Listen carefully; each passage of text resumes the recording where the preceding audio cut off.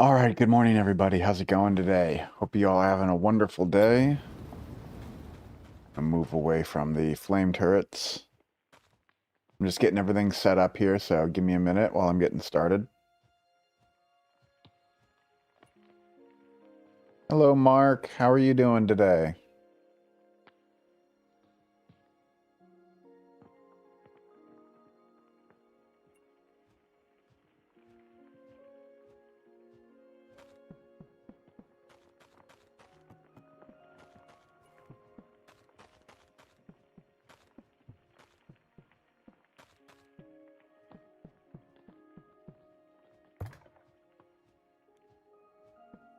Cold.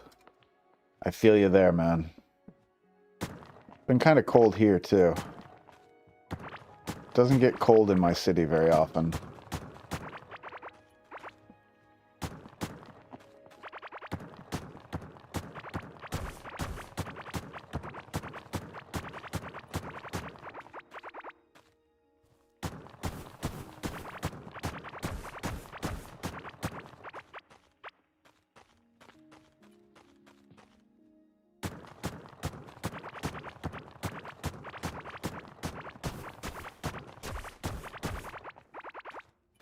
Oh, you're in Montana. Oh, wow.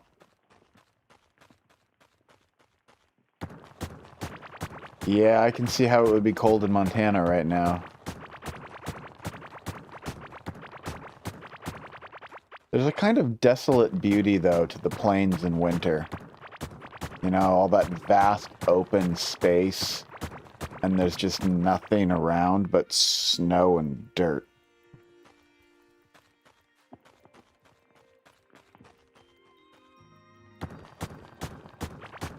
I grew up in Colorado. We got a lot of friends in that part of the country. Hello, Jason. How are you today? Zero, my bud. So I've got a new set of filters running on my microphone right now, so I'm curious how I sound to everybody. Do I sound clear? Is there any background noise, any hums, any weirdness that anyone is noticing? Because it's a completely different filter setup, so I'm not convinced that it's all set up right just yet.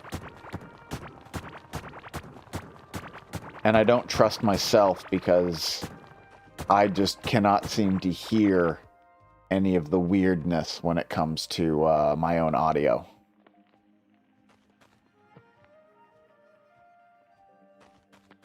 Oh, good, good, good.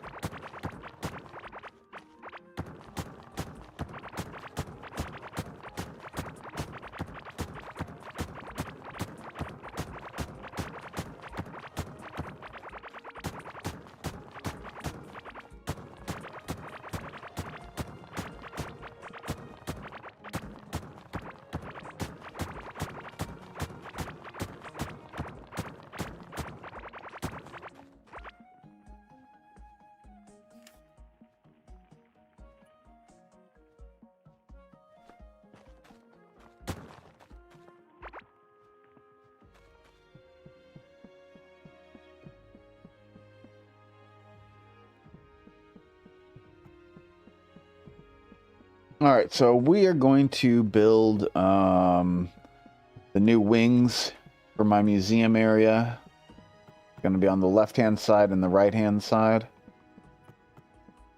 One wing is going to be like an inventory of lots of things. One's going to be like a section of there might be multiple wings back there. We're building a full-on museum. I'm going to have my wing of irreplaceable things or unobtainable things. I'm going to have an area of just weapons and armor on display and like accessories, things like that. I was thinking of doing a display of valuables as well. So it's like one of every valuable in the game. I was also debating, and this is an undertaking, so I'm not entirely certain I'm going to do this, but I was debating doing a room that was one of every cooked food, which would be absolutely massive in size, just ridiculously massive. And I don't know if I'm willing to take the time to cook one of every single possible food in the game. I just don't know if I have it in me. Oh, steal away, man.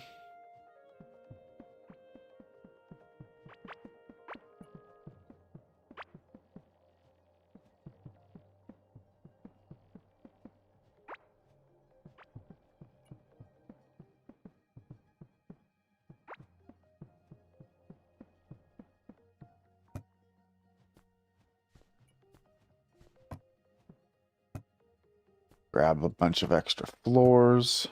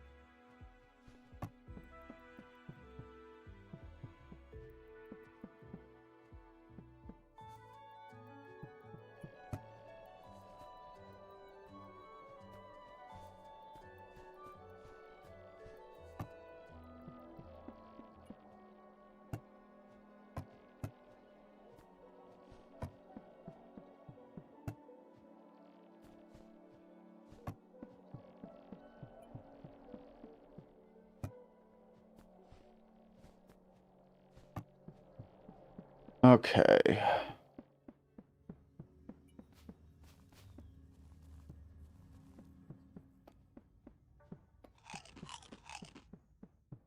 So I have got my wing of figurines here. I haven't really decorated it yet. I just have all of the figurines in place. And I got a couple little extra boss ones right here just for now. I might get rid of the extra boss ones, maybe add them back in later. I don't know. I haven't decided. I don't know if I like having the empty stools here. Kind of indicates that maybe my collection isn't complete when the collection is complete. But otherwise, yeah, I've got all my figurines here. And so now we need another wing for other items. I think I'm going to use Alien Tech Ground for this one. I used Alien Tech Ground for the other wing, so maybe I won't, not for this one. Move that down there so I don't have to shift around as much.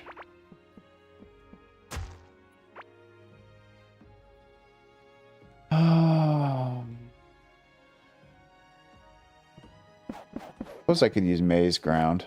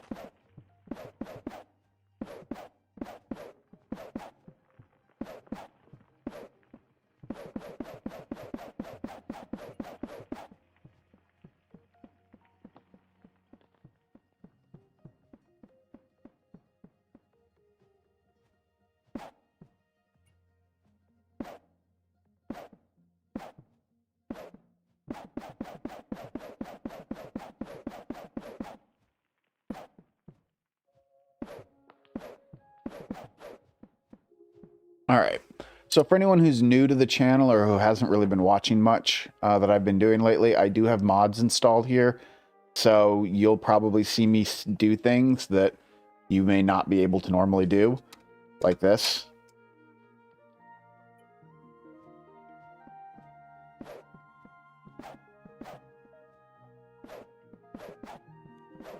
Oops.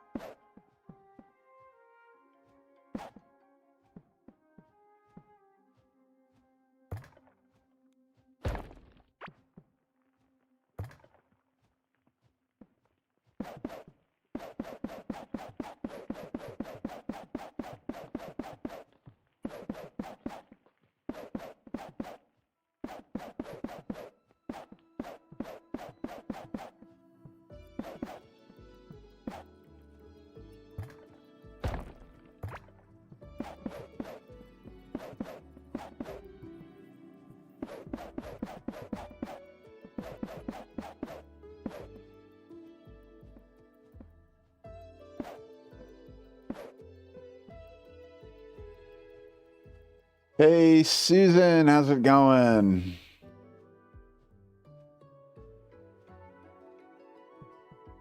Things are going well. Yeah, I'm having a good day. Had a decent day yesterday. I had a job interview yesterday for a new potential day job. And I think it went pretty well. We'll see, we'll see if they call me.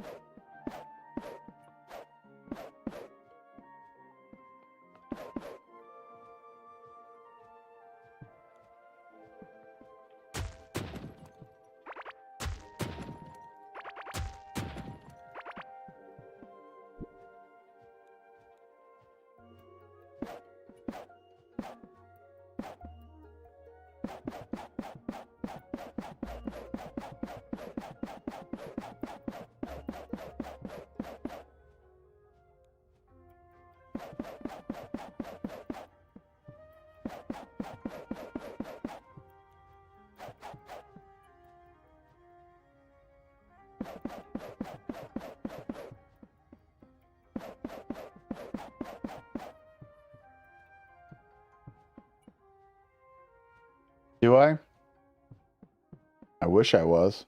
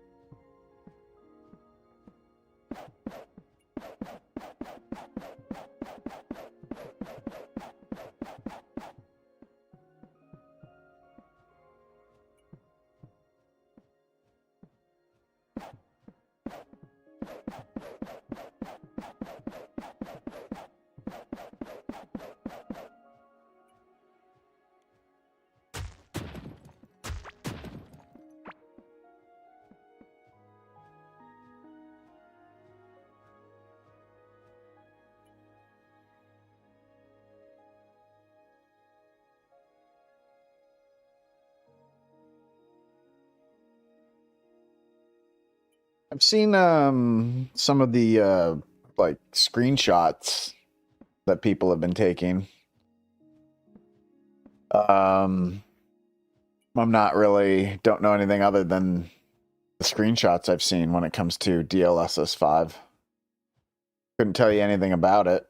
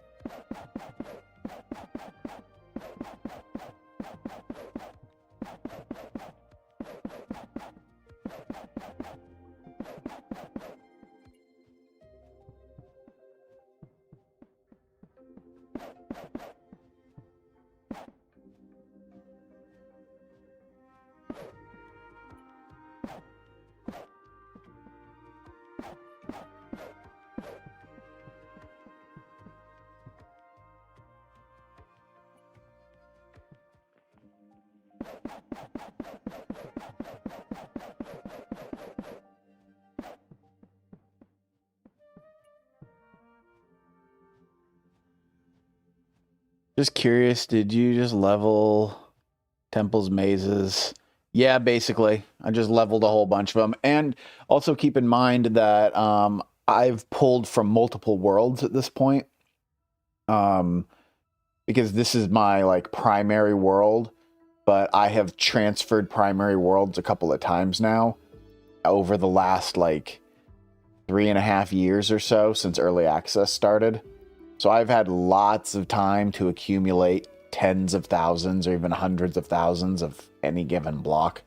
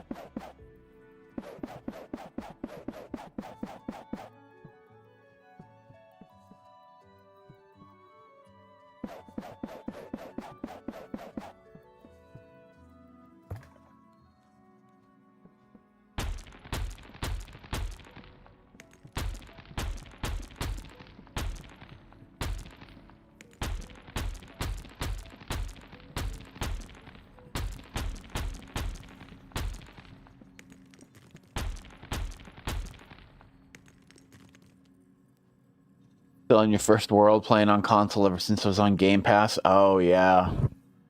Yeah, it went off Game Pass sometime, I think, last year. But yeah. That was nice when it got added to Game Pass.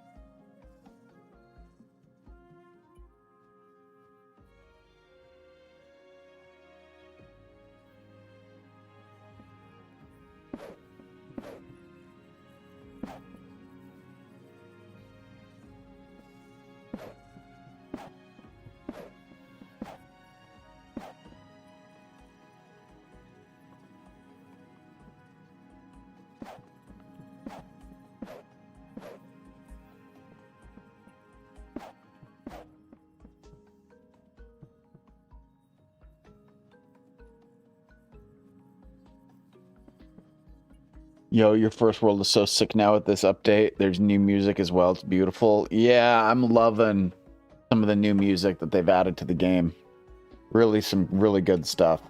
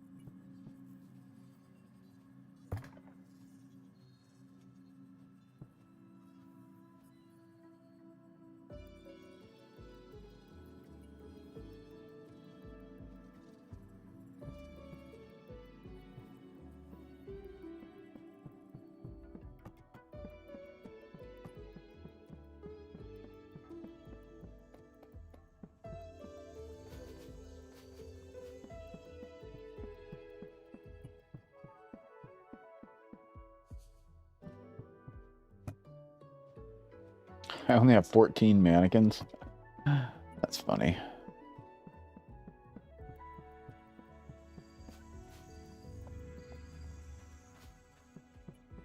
What are you doing here?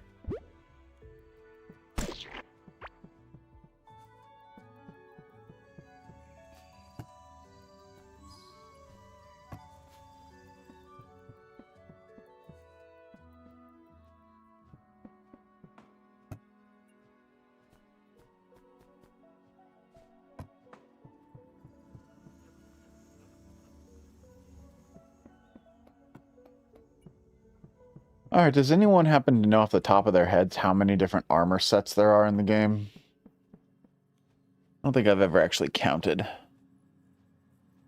Let's see here.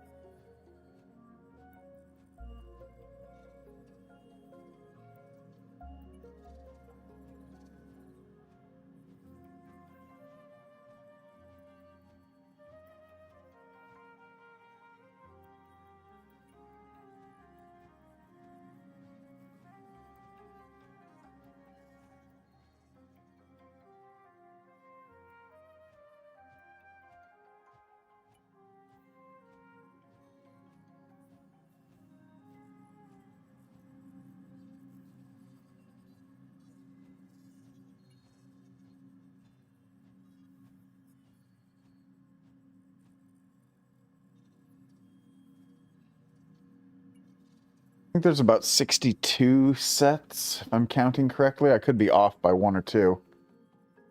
But hey, I've got 63 of these wooden mannequins, so let's start placing them.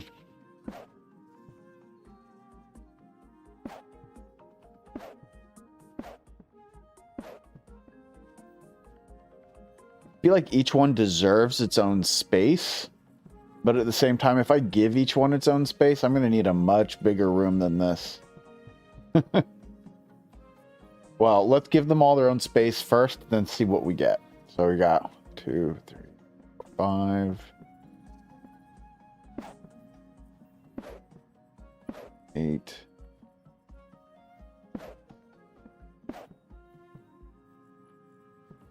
You know, I don't feel like they need their own space up at the top because you get a good view. Like you can actually see what each one is.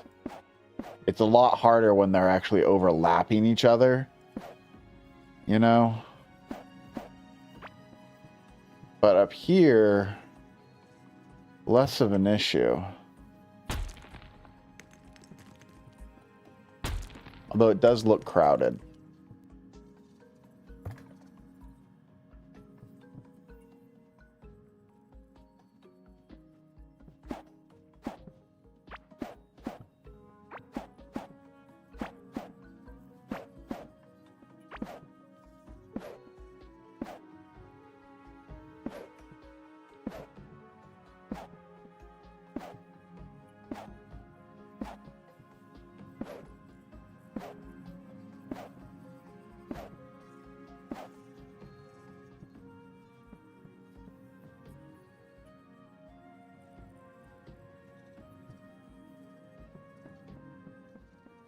I mean, that gave me a bunch, but that didn't give me everything. Nowhere near everything.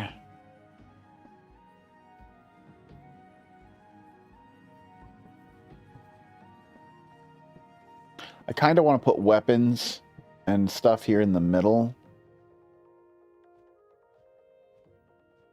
Oh, there's so many armor sets.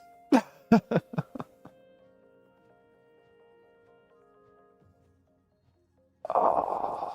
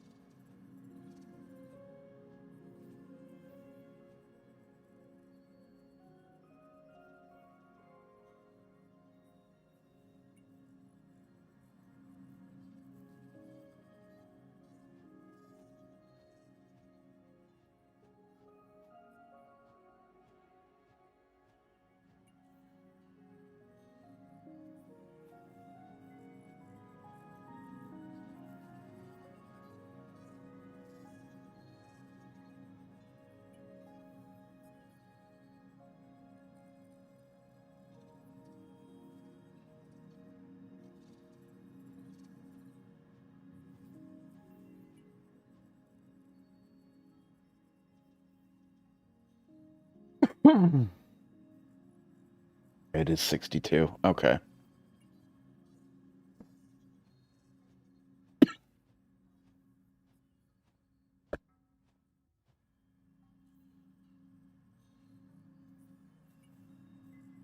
Sorry about that.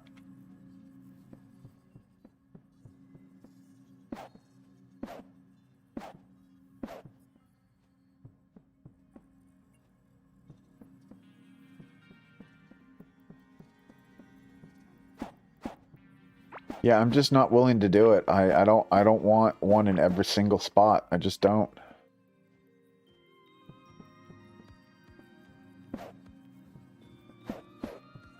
Yeah, I don't think the bottom wall is a good spot for it. All right, so that will just be...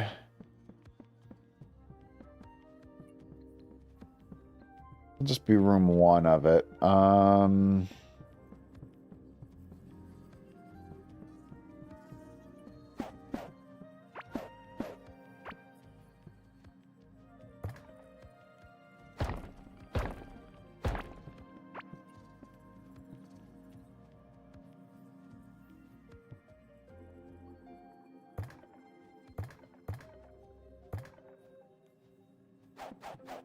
Oh, that's right, I put the blocks away.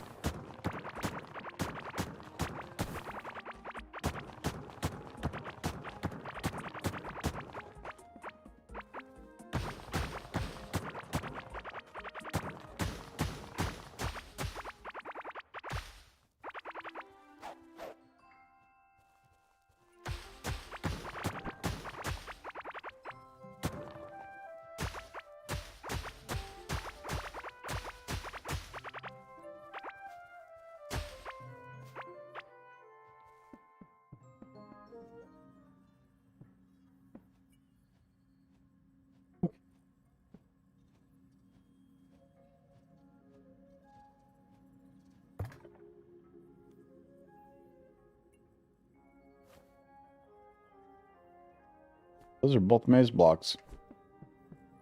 Oops.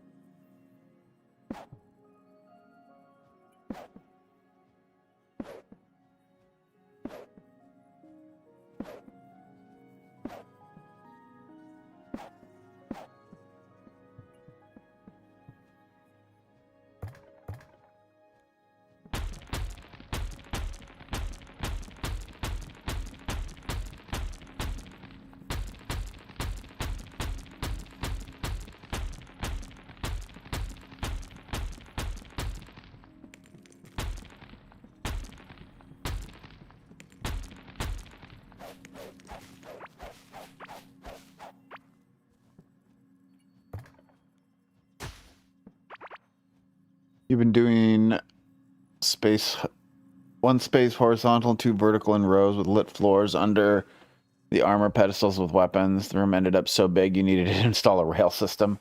I believe it.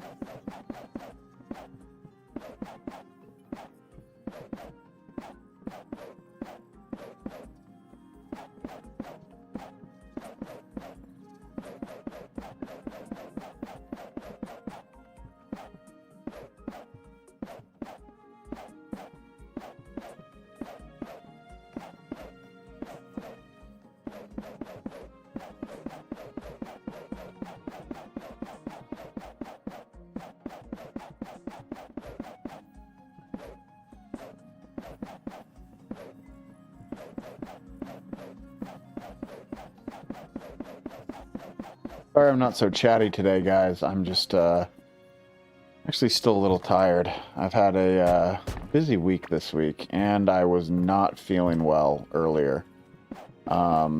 Saturday and Sunday, I was actually feeling pretty sick.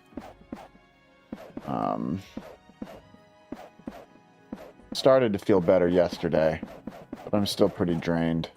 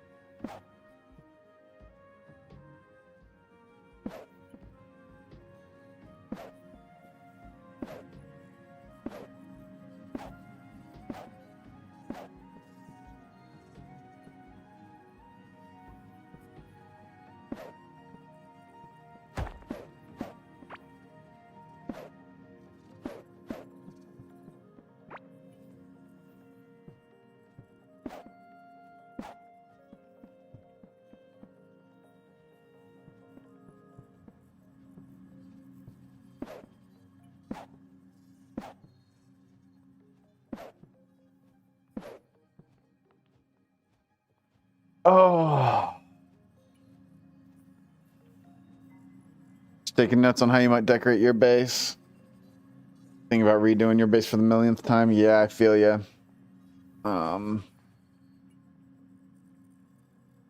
It's... I'm so close. I'm only like 6 away because I had one too many.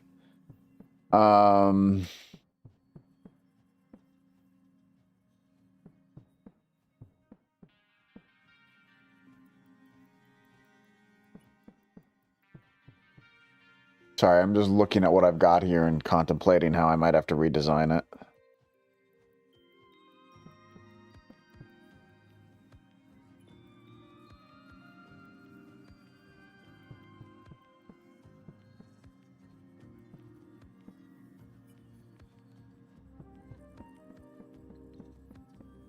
I kind of want to keep them all behind fences to make it like they're just behind displays. And to do that, I may have to redo... no, I don't have to. I think I'm okay. I'm okay. Just re-envisioning certain situations.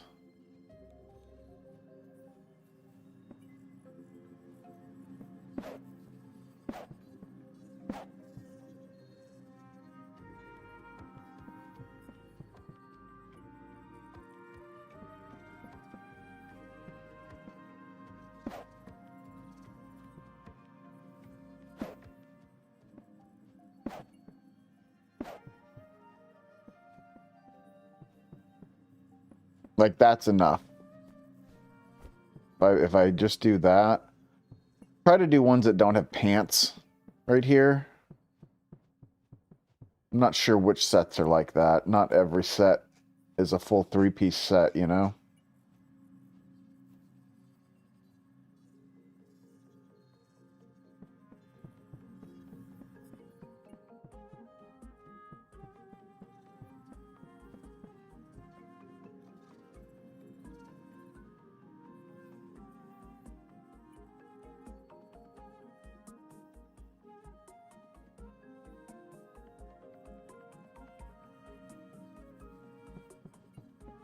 Like, for example here, I'm just going to spawn in armor. I mean, I've got a collection of armor and gear and everything all down here, but I haven't been saving all of my armor pieces for a very long time. So it's not consistent anymore as to what armor I still have and what armor I don't have, because some armor, I've been throwing it away for so long that I don't even realize I haven't even kept 1 or 2 pieces anymore. I've just kept trashing so much of my armor over time. So since I know I have found every armor piece in the game already, I'm not super worried about just creating my own armor.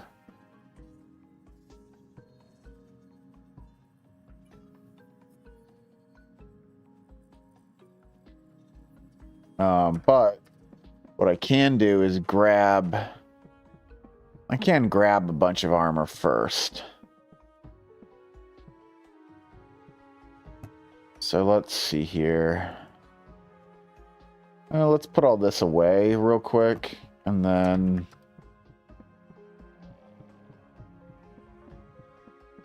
let's see here.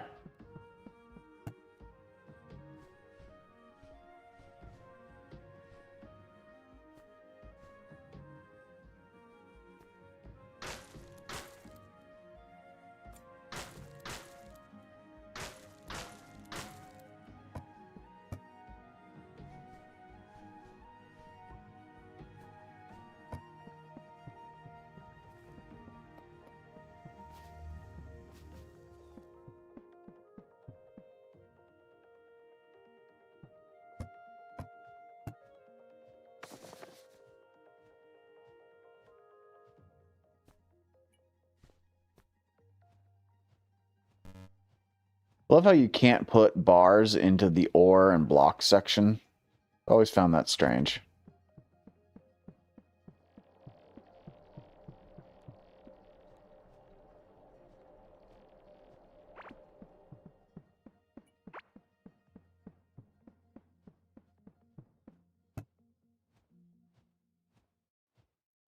I really shouldn't put a level 19 caveling hood. I'm just going to give myself a caveling hood. So I'm not taking my level 19 one over there.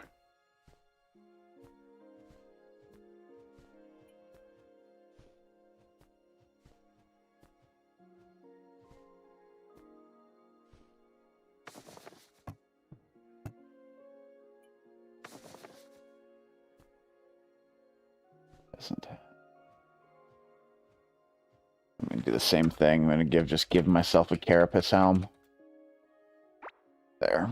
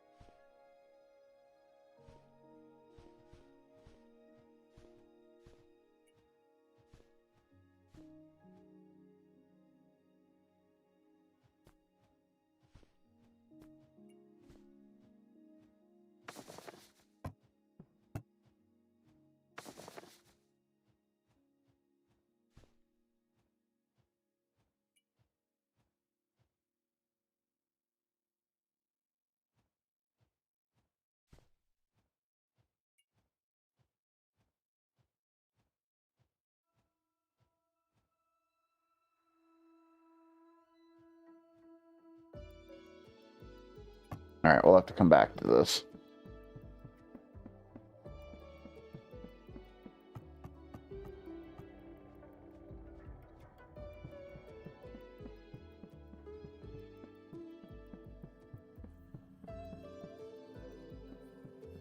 Okay, so let's see here.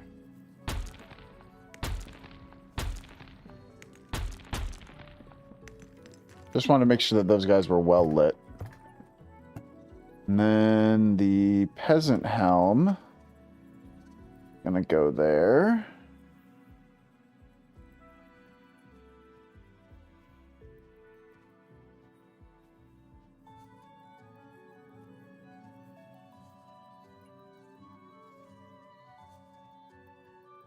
There's peasant. Just. Okay. Peasant armor.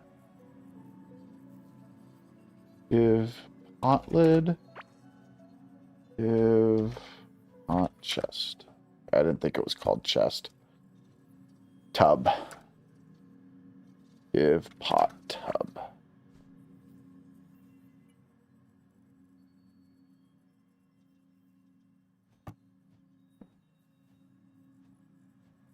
Give cooking pot lid.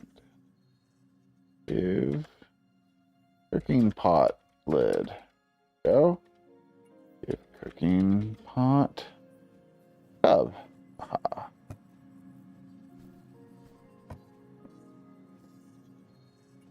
Okay. Then we've got give the spooky blanket cape and hood. All right. Give spooky blanket cape. Give spooky blanket.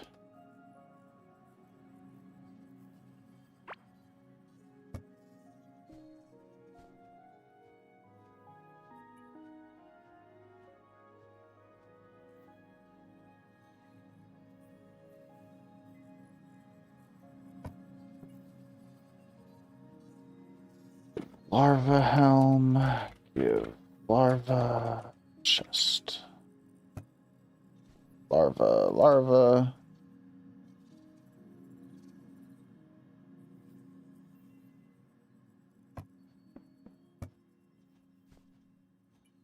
Give carapace breastplate.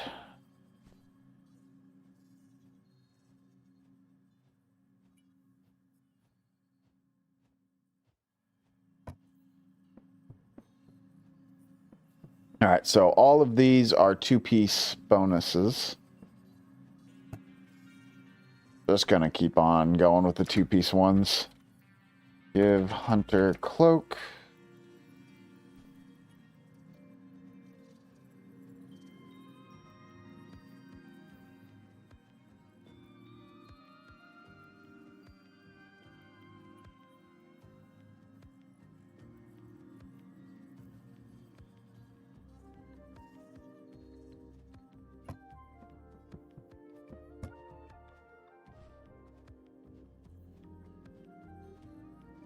Give slime armor. Okay, that's 2-piece, 2-piece, 2-piece. And let's see, I have a scholar's hood, don't I? Give scholar's cloak.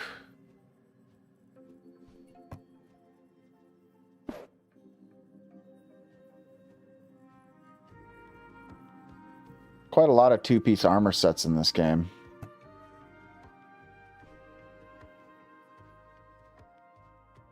Give assassin cloak.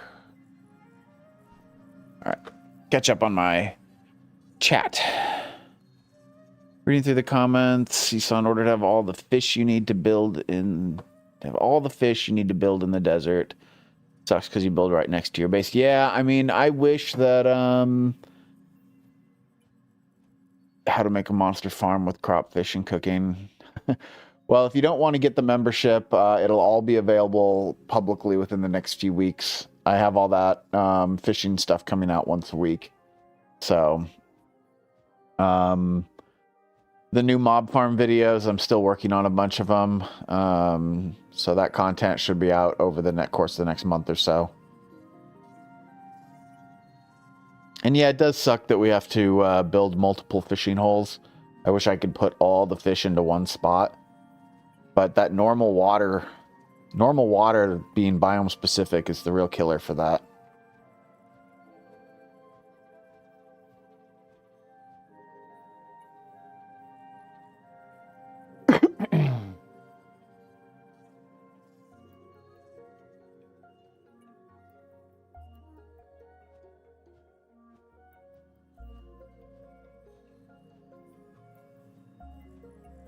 All right, so that's all the 2-piece sets that are missing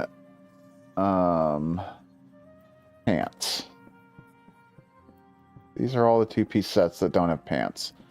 Now, there's also 2-piece sets that don't have helms. So let's see, we're going to give the gemstone harem pants.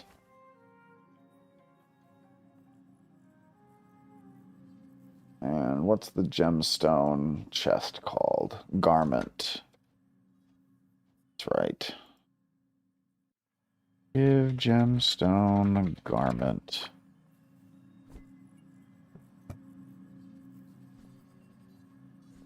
So that's no chest. Or sorry, that's no helm.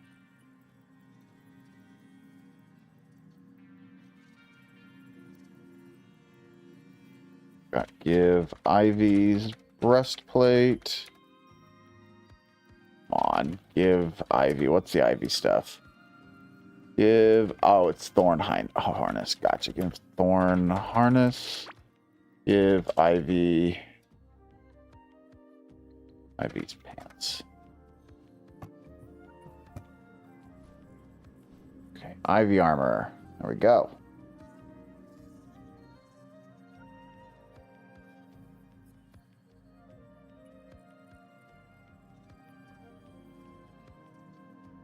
Give raincoat. Give raincoat. Give rain the boots. I'll come now. Give rubber boots. Give rubber boats.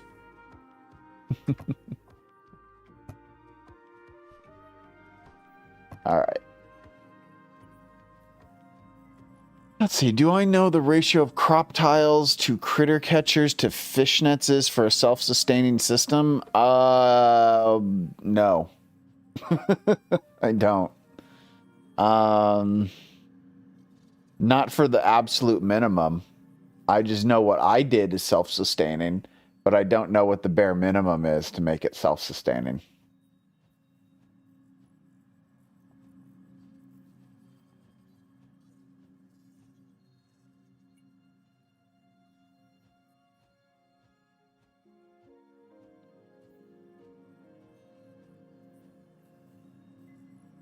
If you use chat commands, you still get trophies. Yeah, it doesn't affect achievements at all. Mods have no impact on achievements.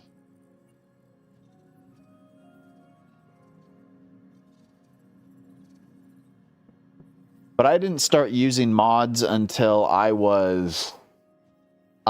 beaten the game several times personally. But that's just me.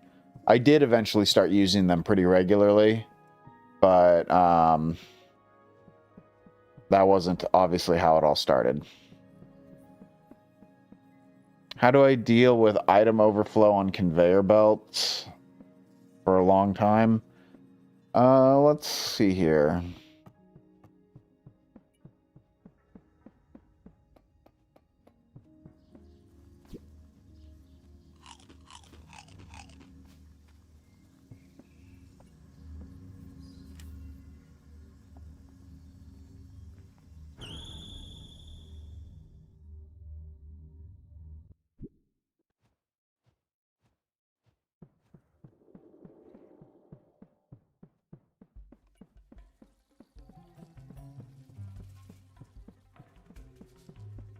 So this is my critter and fish farm area. Now the critter farm probably has a few too many robot arms, because I actually, by the time I did the fish farm design, I realized, oh wait, I can use the exact same design on the fish farm or on the critter farm as I do on the fish farm.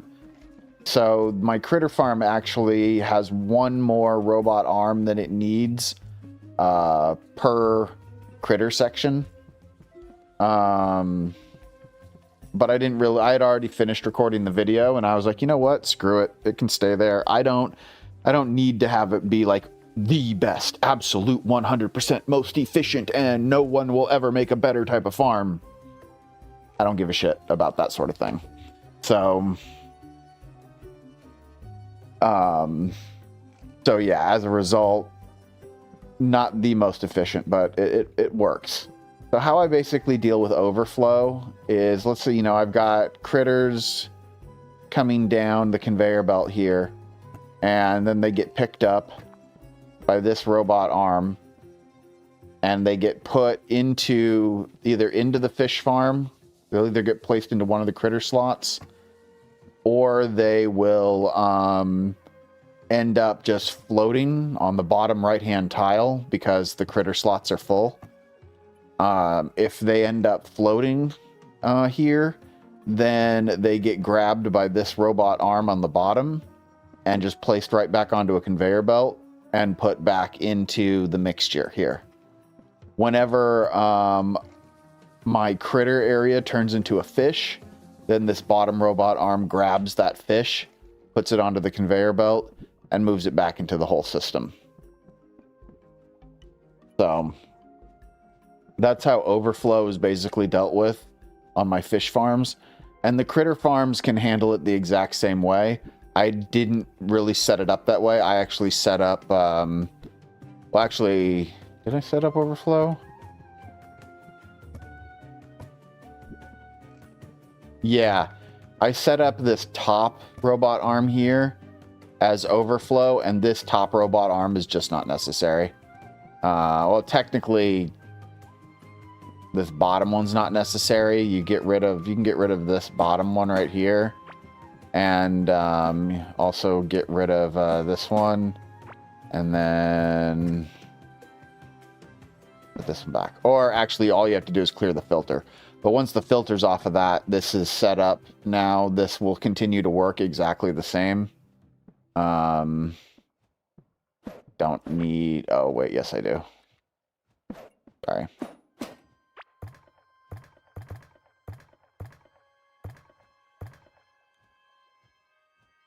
That has to stay there. Anyway, yeah. This design will work. The same design as it right here.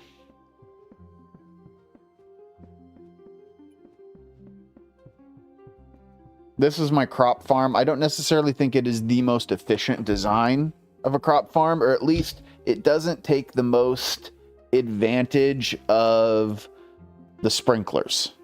That's the area where it doesn't have the most advantage or the most efficient use of the sprinkler systems in this design.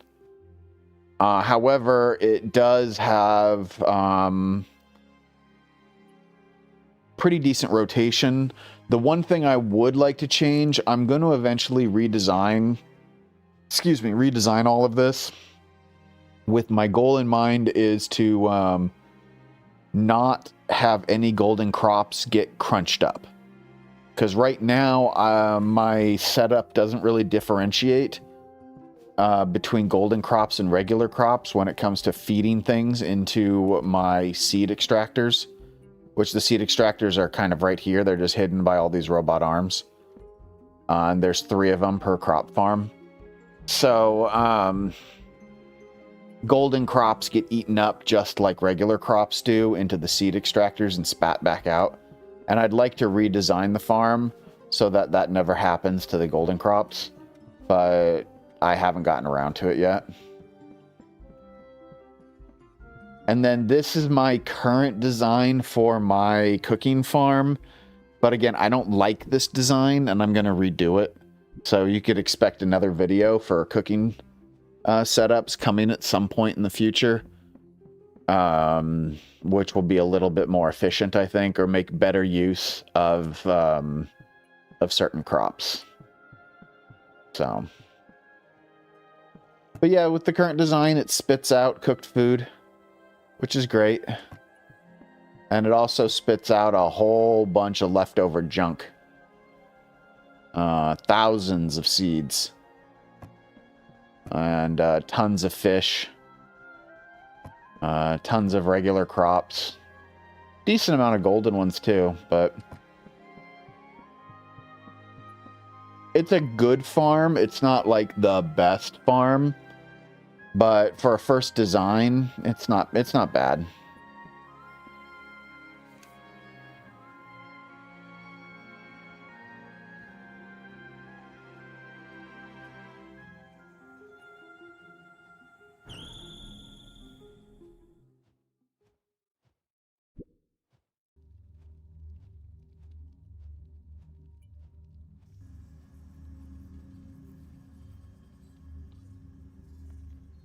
I don't feel bad about not getting into Terraria, Abadazati. I also couldn't get into Terraria, so...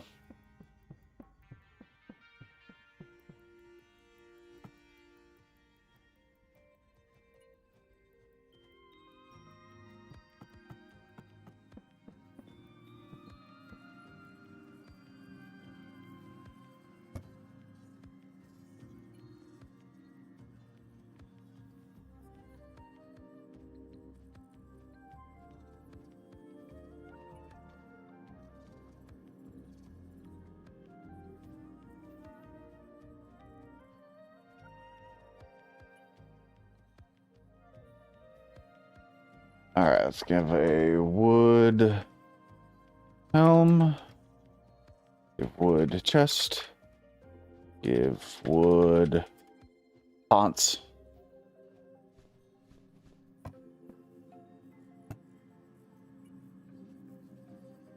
Give copper helm. Give copper chest. Wrong.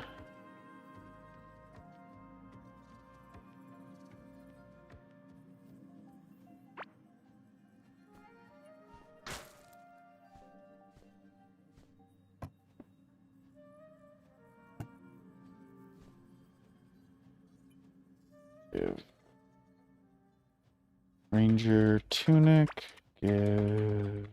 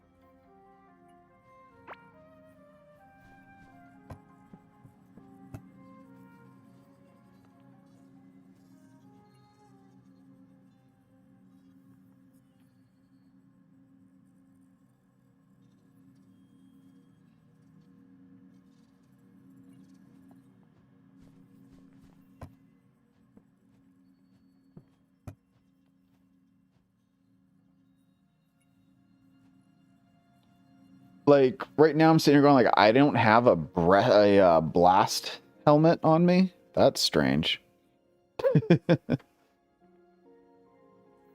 Alright, let's give myself a blast helm.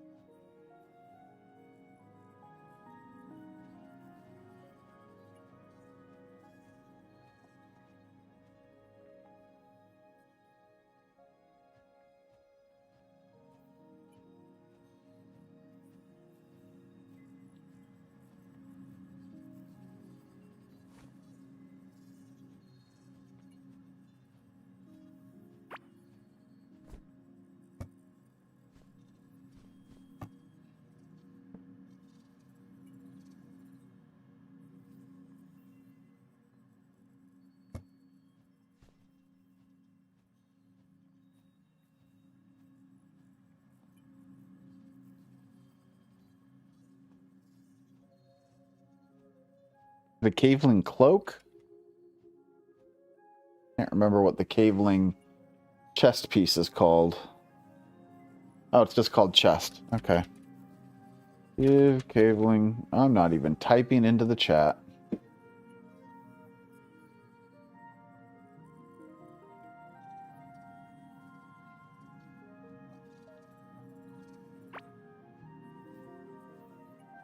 Give caveling.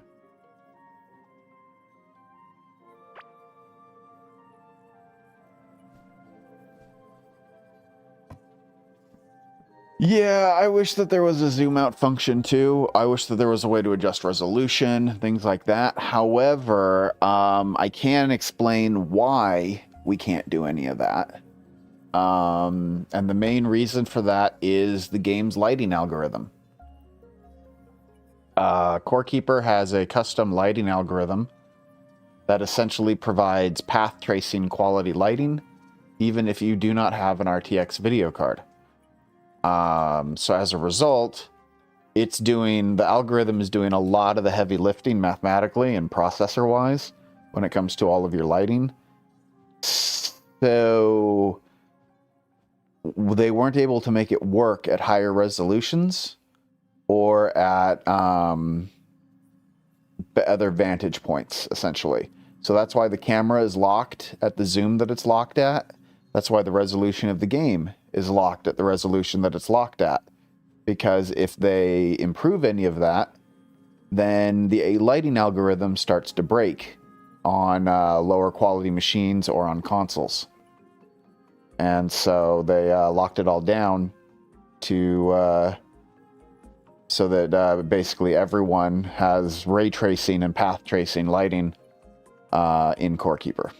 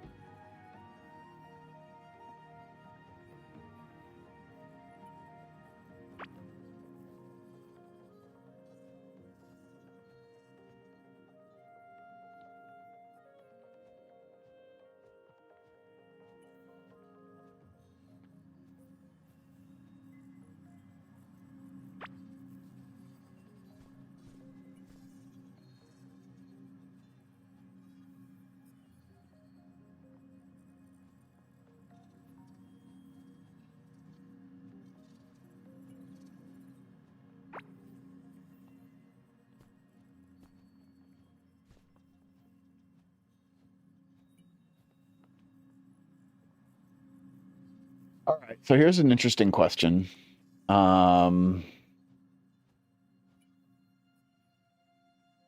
Which do you think belongs in the set? We've got gingerbread top and gingerbread pants. Now, if we're sticking with the name, then the gingerbread hood would be the hat that you use. But if you look at abilities, the gingerbread top is health, armor, food drain. The pants, health, armor, food drain. The gingerbread man head, health, armor, food drain. But the gingerbread hood, health, armor, attack speed. So stat-wise, the gingerbread man head fits the set. But name-wise, the gingerbread hood fits the set. So which one goes with the set?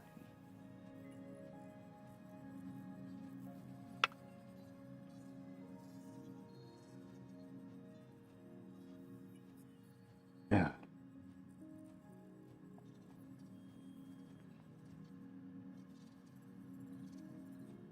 Think about this for a minute.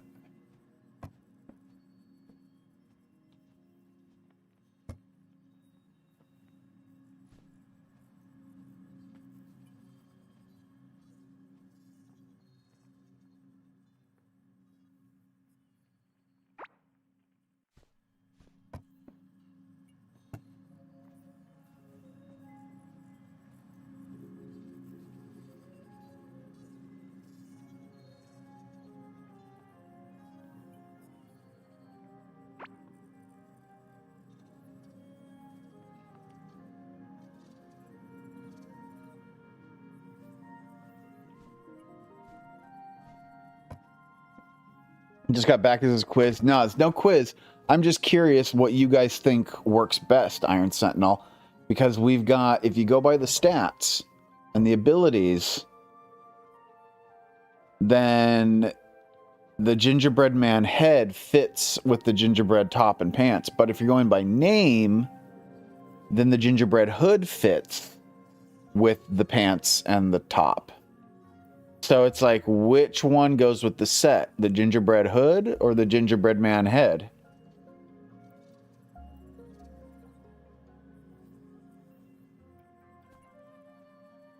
Yeah. That is the question. Now, the fandom wiki puts the hood in there. The Atma wiki doesn't give a damn and doesn't place either one, because the Atma wiki doesn't group things by armor set.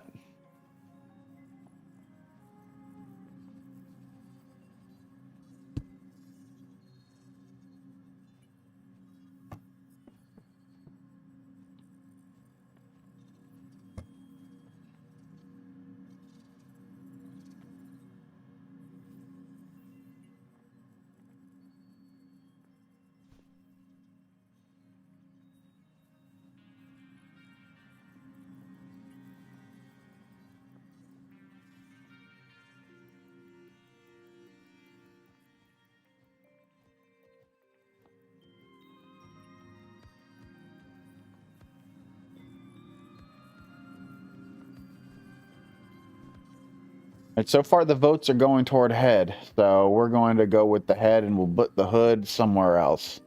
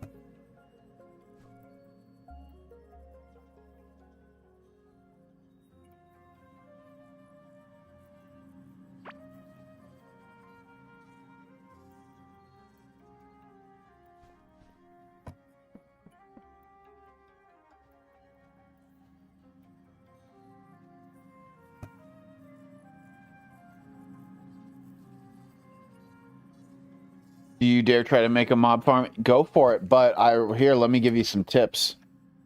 Hold on. So I've made mob farms already for both. One of them I have published. The one of my mob farm videos I have published. The other one I haven't recorded yet. So here's my mob farm for the automatons. It's 8 wide, and it's 8 wide because the flamethrower, the flame turrets only go 5. Have a length of 5. So with this being 8 wide and the gap on each side for the moat, that's 10 tiles for each one. So with this, with this kill zone here, all of my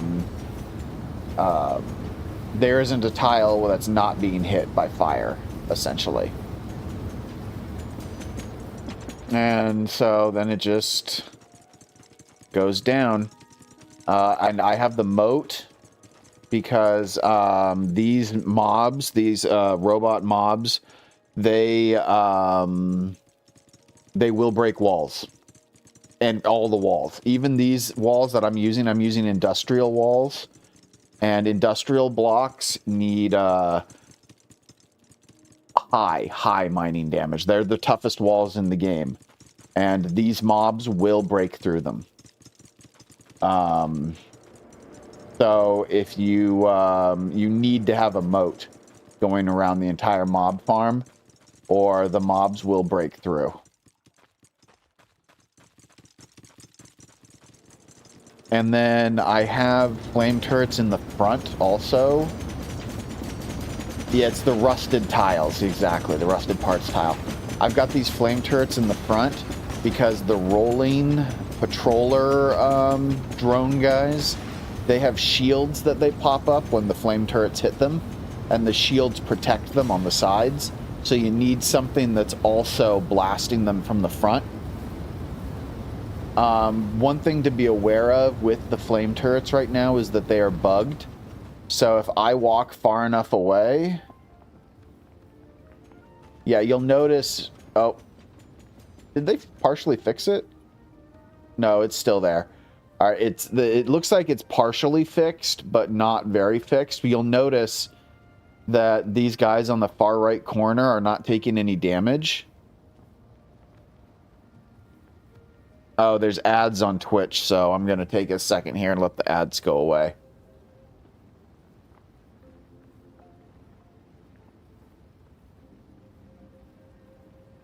But yeah, the flame turrets do work very well. But again, like I'm saying here on the side, you'll notice they're not getting any damage right now, even though they're in the fire.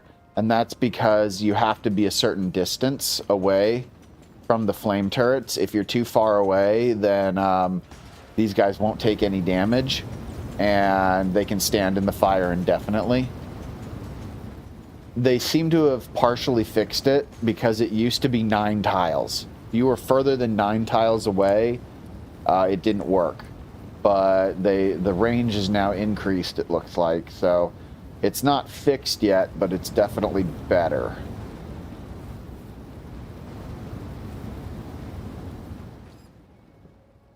And then this is my current, let me get no clip active. This is my current farm for the void enemies. It uses entirely radiation crystals. And then I also have camels in there because they're immune to radiation. And they clean up the mushrooms.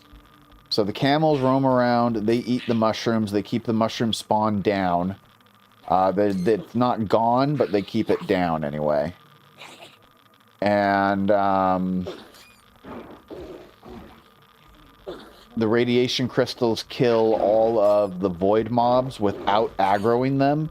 And that's a big deal when it comes to the void farm. You cannot use turrets. You cannot use spike traps. You cannot use any of the tools that you would normally use in a mob farm to kill these void mobs, because they will aggro and then they will break your farm. So The thing that sucks is that radiation damage is slow, and it takes a while for it to kill all of these guys. But it will slowly but surely kill all of the enemies in here. And because it's thin enough, if I turn no clip off, I can, let me also get my radiation going. I can walk around the farm and it will pop all of the cocoons. You can see this cocoon is so it pops the cocoons and I can get all the larvae out of it.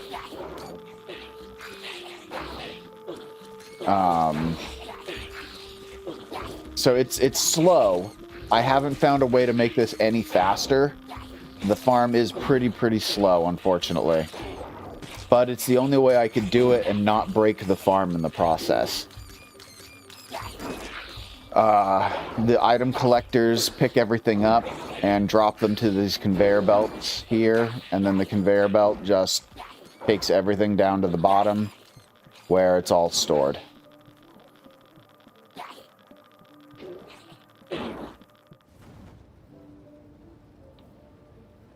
So, and then this is the storage area for it.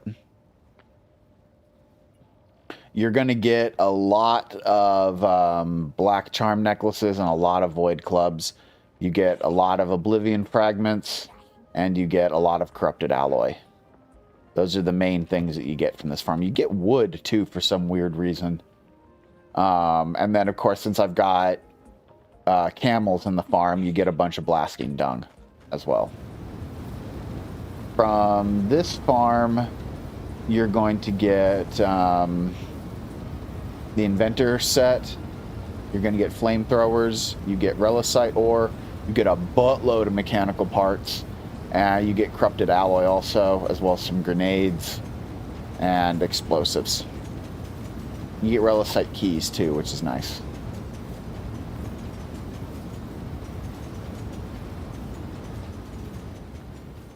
So here's the part that kind of sucks when it comes to this design.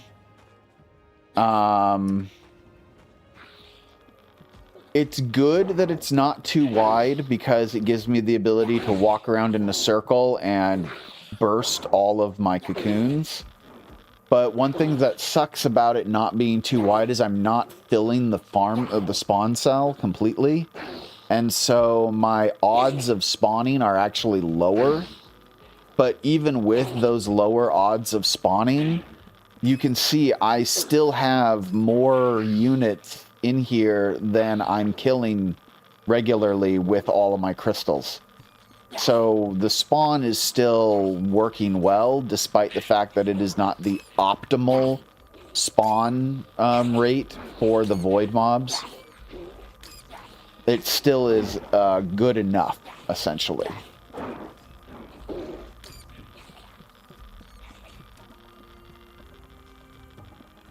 The real big key when it comes to these mob farms is making them long. As you can see here, this farm is about 160 tiles long, I want to say. This one is almost the same size. This one's only about 10 tiles or so smaller. But they both take up 20 spawn cells total. 10 on one side and 10 on the other.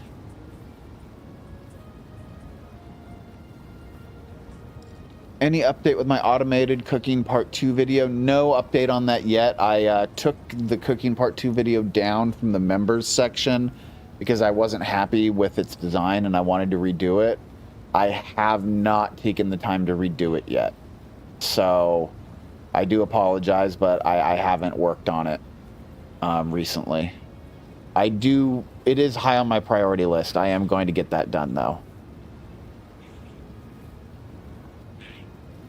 Would the Void Cavelings aggro on the Temple Dart turrets if they're far enough away and with a trench? Yes. Yes, they would. They will absolutely aggro. And then what's funny, because I have tested with the stone turrets with a distance and a trench. I've tested the Galaxite turrets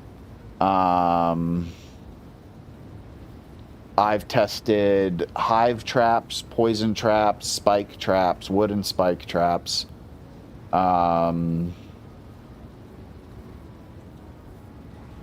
tested drills to see if putting drills on a timer would work.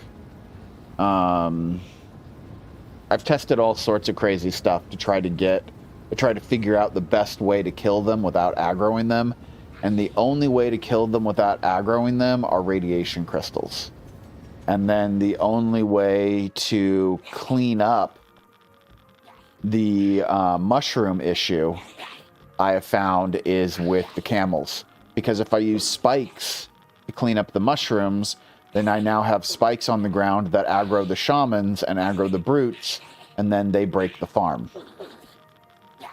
So the only thing that I haven't been able to fix on here are the cocoons. When the cocoons burst open and you've got the empty cocoon husks afterwards, those are still just sitting there, and you have to go in and manually clean those out. That's really the only thing I haven't been able to fix.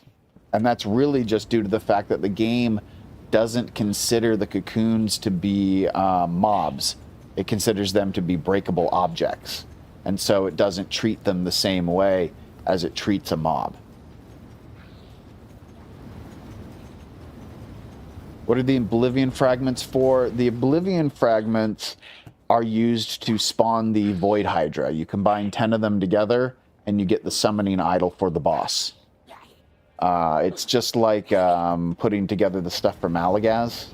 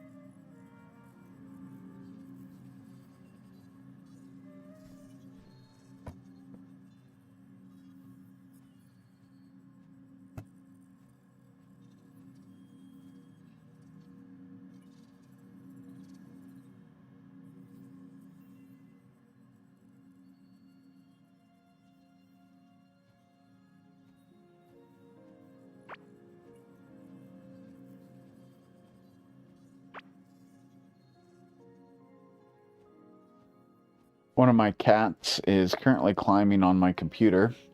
So if for some reason my stream suddenly stops and I vanish, it is because my cat pressed the power button.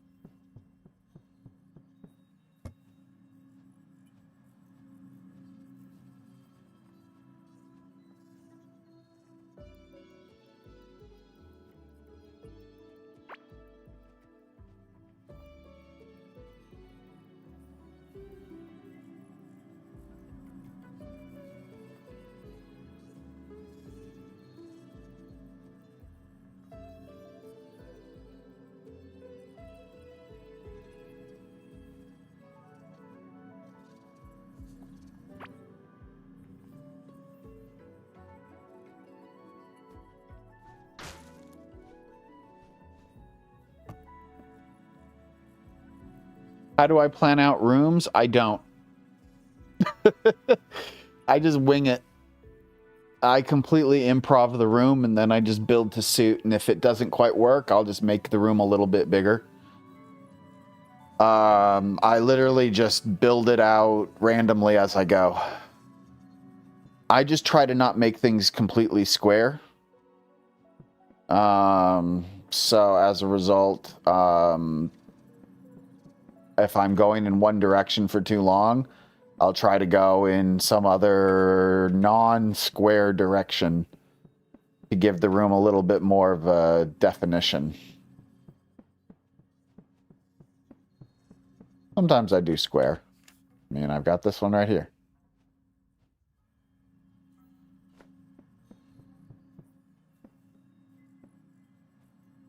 Like, I'm still not 100% convinced I like this molten ground here that I've got in place.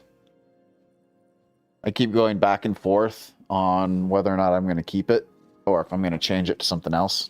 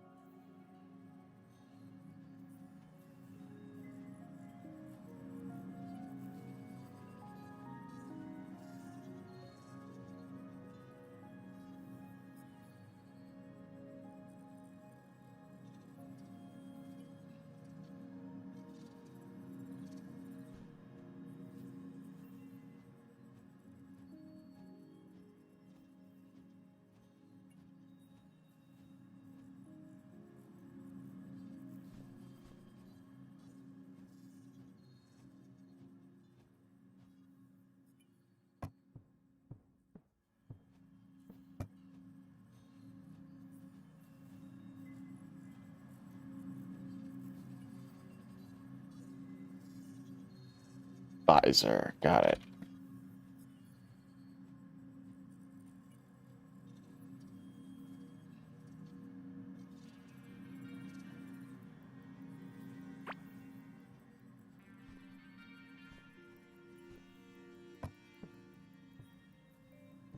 Grimy stone floor on top? Yeah, that's definitely a possibility. I do have a bunch of grimy stone floor to look at.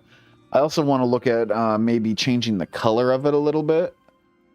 Not quite sure yet if that's how I feel, because we can change the color of the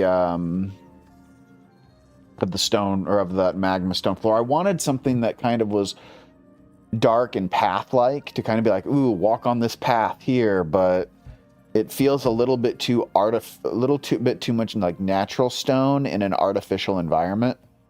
And when I like to add natural to artificial, it tends to need to be some sort of special scene, not just like roadway, you know?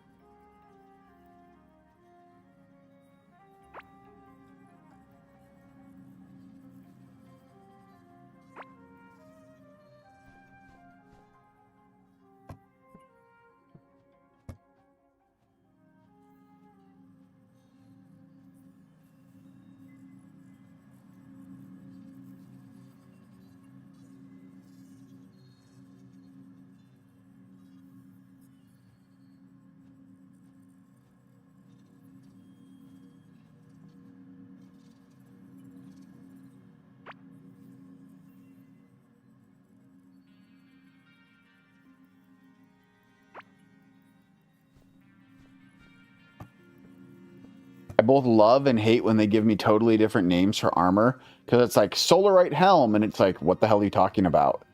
Solarite Barbute. Oh, yeah, I know what that is. Like, okay. Okay, game. Paintable floor and doing checkered board that really helps to break up single colors. Yeah, that's definitely an option. Although I like the lighted floor pieces. I've tried them in houses and stores. They never seem to look good to me. Yeah, I'm not a big fan of the lighted floor tiles either. I used to use lighted floor tiles underneath all of my wall tiles because in the early days of early access, when they first added lit floors to the game, lit floors were a lot brighter than they are today. A lot brighter. And they would glow under the walls, which they don't do anymore. So you used to be able to like place all of your lit floors under your walls and give your room a really cool like halo kind of glow to it that I really enjoyed. But it doesn't work anymore. It hasn't worked since like version 0.6 or 0.7, something like that. It's been a while.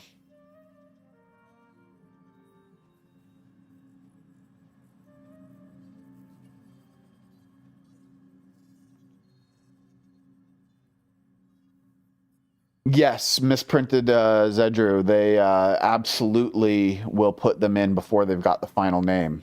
I actually talked with David, who's one of the lead devs for the game, and I have volunteered to fix the labeling in the object ID section, and they're like, "We'll get around to it."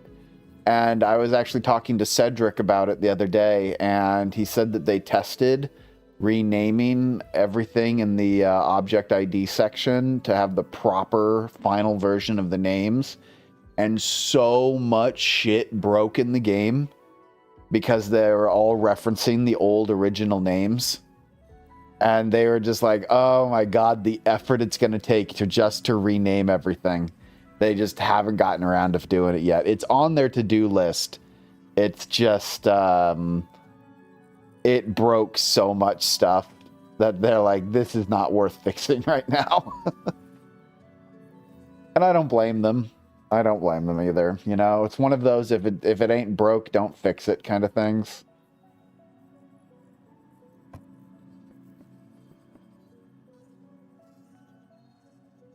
What does ground oil do? Is it useful for farms? Ground oil is not useful for farms. It is used for combat.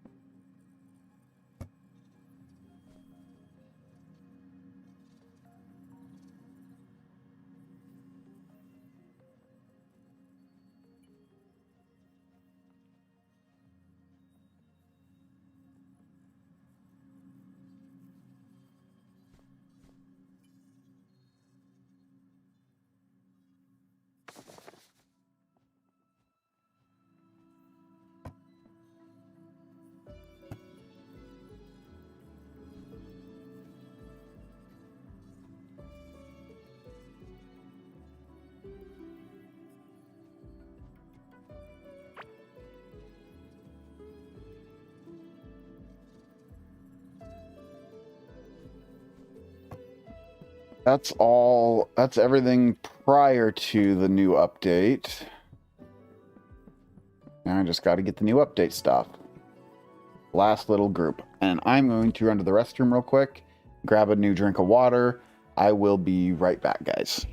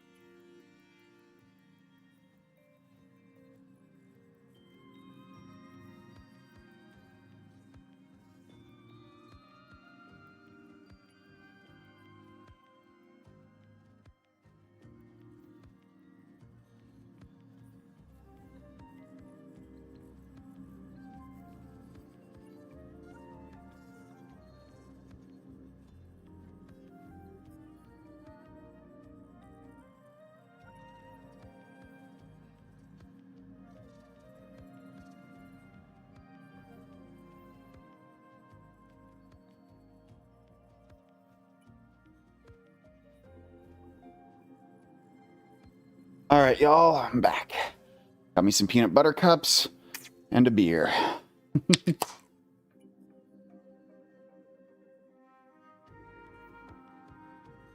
All right.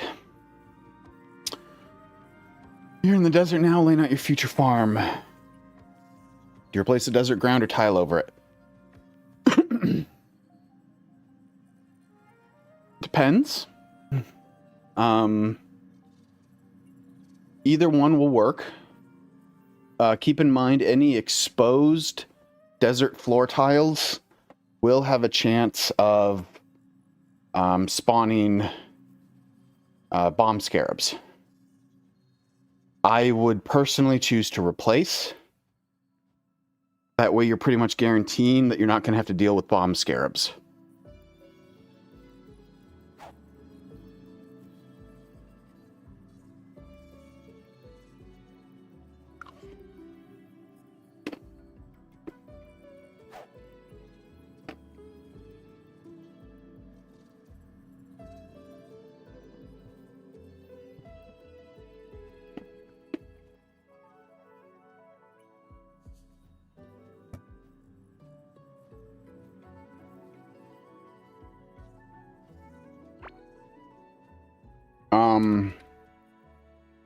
Really anything that you like the look of. I mean, I love the look of Metropolis blocks. I love the look of temple blocks, alien blocks, maze blocks. I like the blocks that look like they're manufactured. So those tend to be the ones I default to.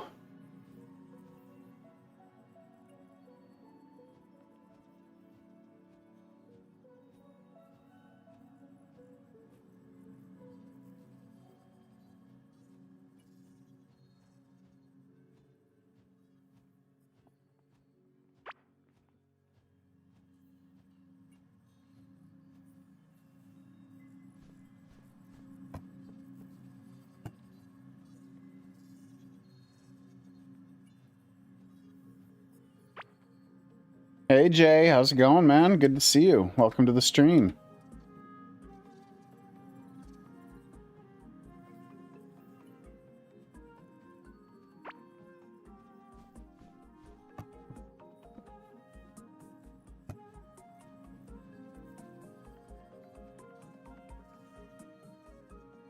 Checking out all the cheating I'm doing. Yeah, I cheat a lot.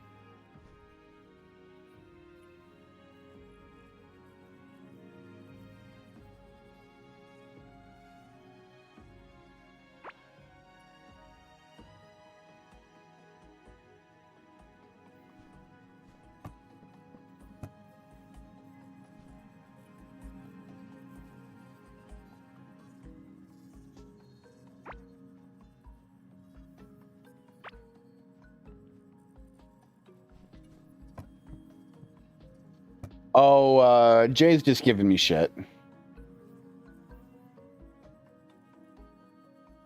Just ignore Jay. That's just what he does.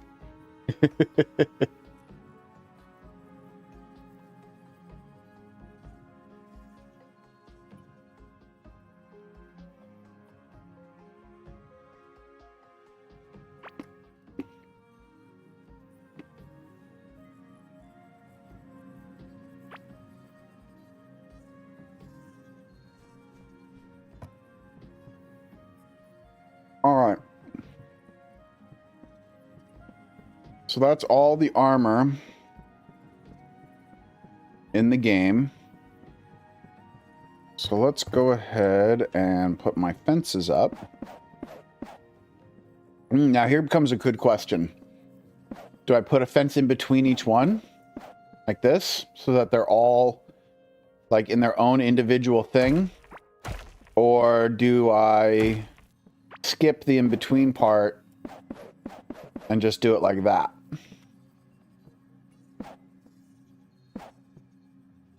What do you guys think? One giant thing or individual cells for each one? Mind you, I am going to paint these fences, so they're not going to be brown.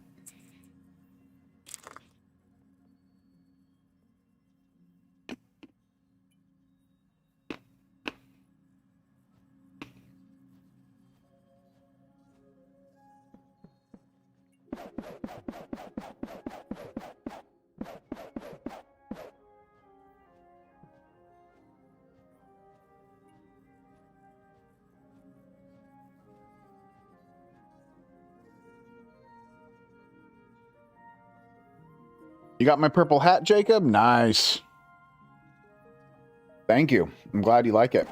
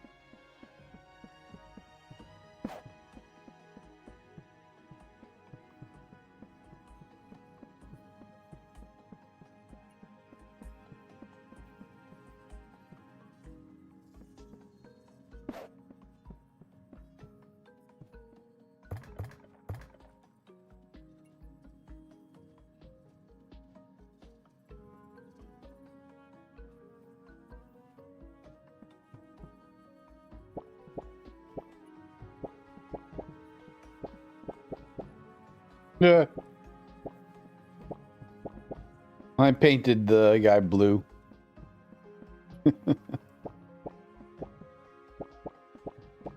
Oops.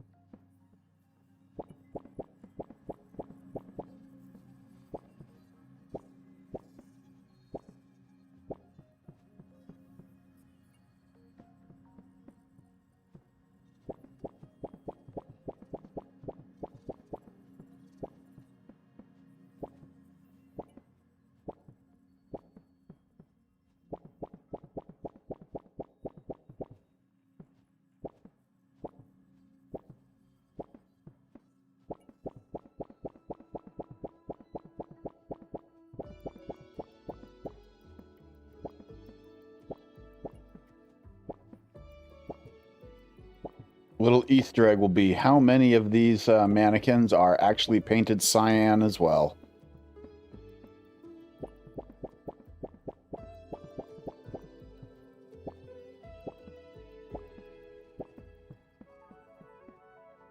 And then let's see here. Give me a light. Not a lampo. Give a lowered power generator. Snow clip again. And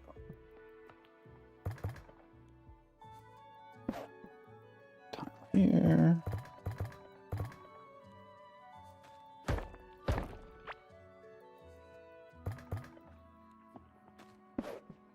Lamp.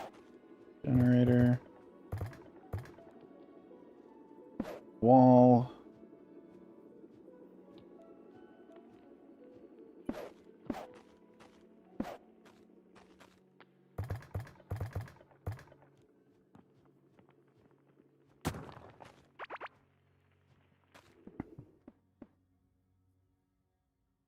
Yes, give lowered works, which is great. It saves me so much headache.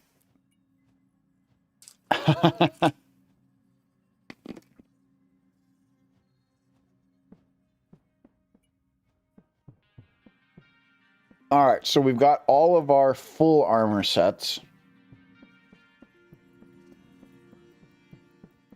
These are all now on display.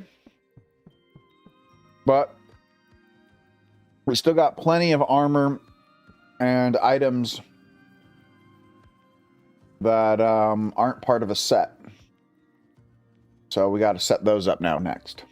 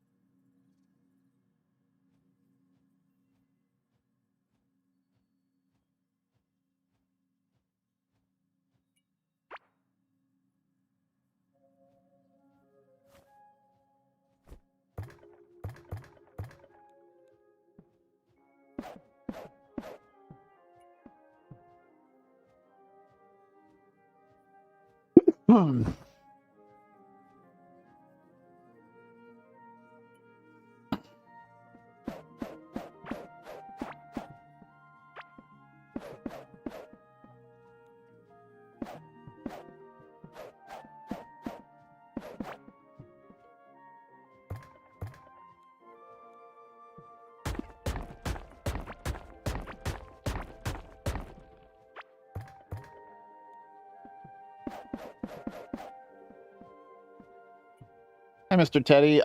Yes, I am familiar with Undertale. I've not played it, but I have seen people play it.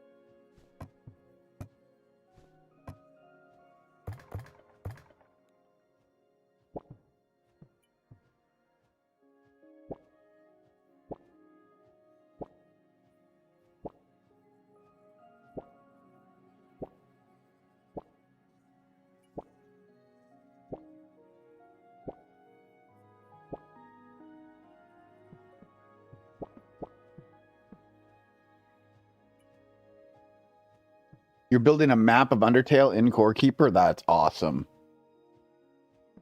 I'd love to see that when you're done.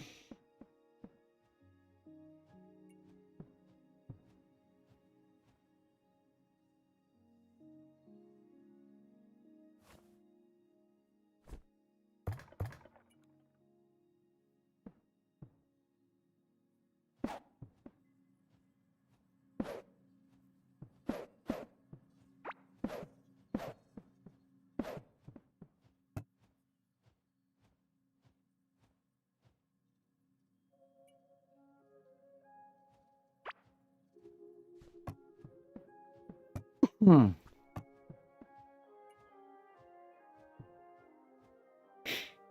How am I quickly switching the colors? Yeah. As Zedu said, it's a mod. The mod is called Placement Plus.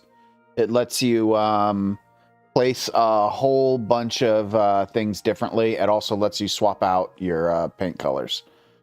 You can't find out how to use my code to get the Dakin hat. Oh, well, that's pretty straightforward. Here, I can show you real quick how to do it, Scorp. So the scene is available just randomly. You can find it throughout the dirt biome, I believe. It'll take me a second to log out. I've been logged in for a while. The game's gonna takes a minute to save when you're logged in that long. Honestly, think I've been logged in for like 2 or 3 days straight at this point.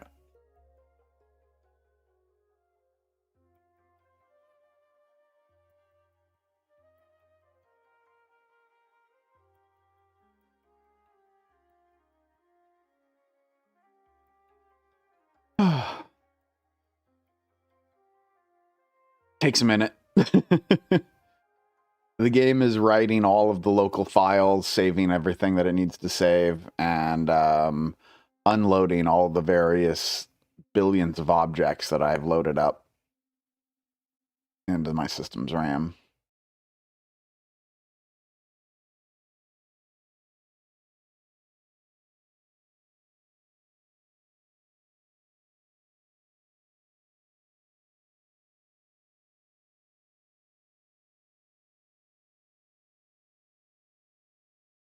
There it goes. Okay, so what you do is you're going to create a new world. So I'm just going to create a new world here. And you're going to change the seed to be Dakin. That's what the world seed should say. I'll just say delete me. It doesn't matter if the world is standard or hard. I don't know if it'll work in creative. I've never tried. But just do standard world. Name the world seed with my name. Click create. Log in with any character. I'll log in with this one.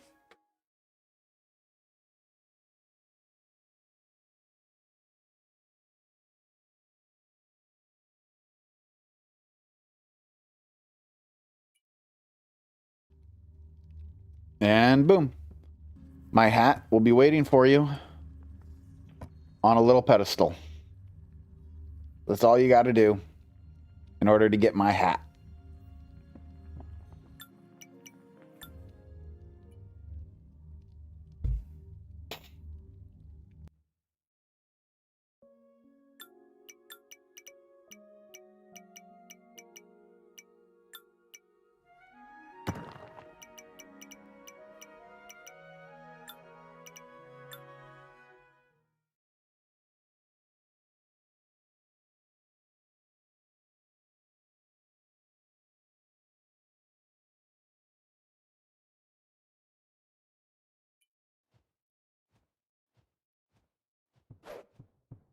Yeah, if you have chat commands, then let's see, if you just type give Dakin, doesn't say. It's not in there. But maybe it's give mad. Yeah, it's called the mad hat. So you type in give the mad hat and you've got chat commands, it'll also give you my hat.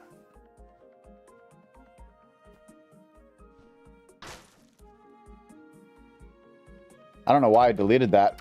I'm going to need it for my all items kind of map. Or not all items, but yeah, I'm going to need it for this. Yes, Owl Lune has one as well. It gets you this pictographic sketchbook.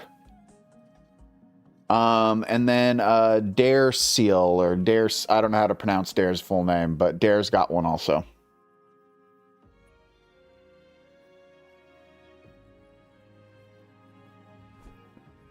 Have I had any difficulties with the new mobs in mob farms? I have had difficulties with them, but I've worked through the difficulties. I've got a mob farm video up for my automaton mobs. It might be members only still right now. If it is, then I think it releases publicly on Friday. Let me actually check. Yeah, that actually is still my automaton mob farm video is still members only, but that releases to the public on the 20th. What day is the 20th?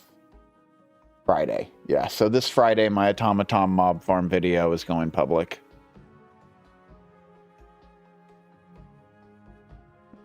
I do have a modification that I've made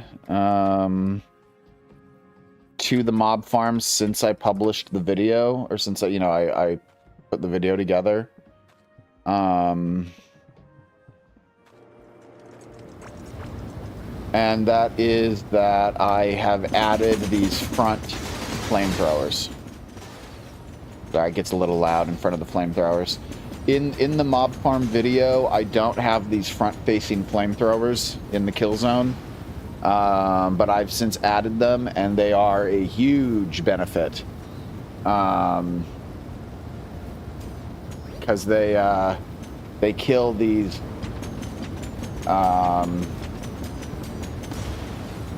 sphere rolling guys real quick by having them in the front instead of just having them on the sides. So if you haven't seen my mob farm video for automatons yet, just know that these front-facing flame turrets are not in the video, but I do highly recommend adding them.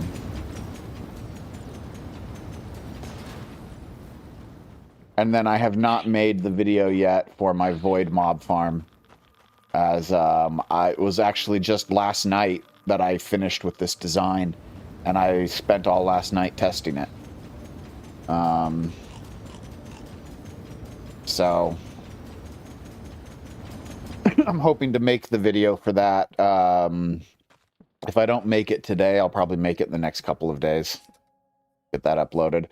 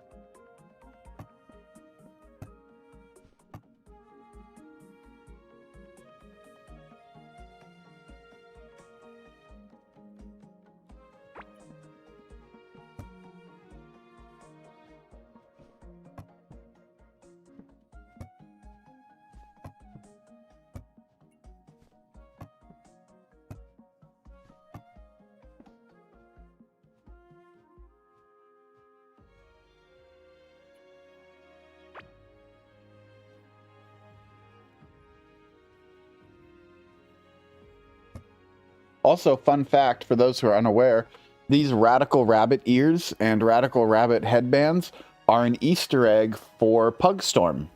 Yes, you get them with the Easter event, but on top of that, the Radical Rabbit Stew is the very first game that Pugstorm ever made.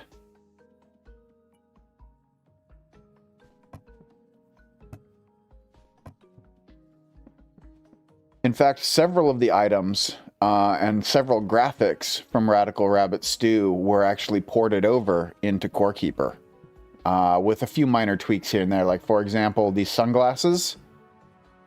Sunglasses are straight from Radical Rabbit Stew.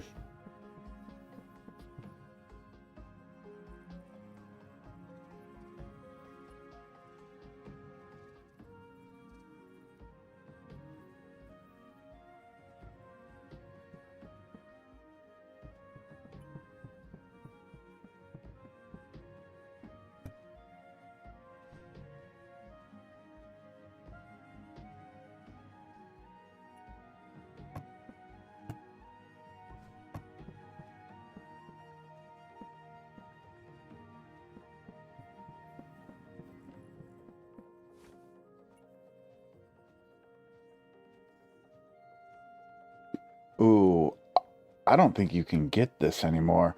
I'm going to test something, but I don't think that this item ID is even left in the game. Yeah, I didn't think so. Yeah. I remember I used to have a set of tin armor, and then one day the items just turned into bronze. I'm pretty sure the item IDs and everything, all the code for the tin armor, got replaced by the bronze armor. So you can't even make tin armor anymore. You can't even spawn it in anymore.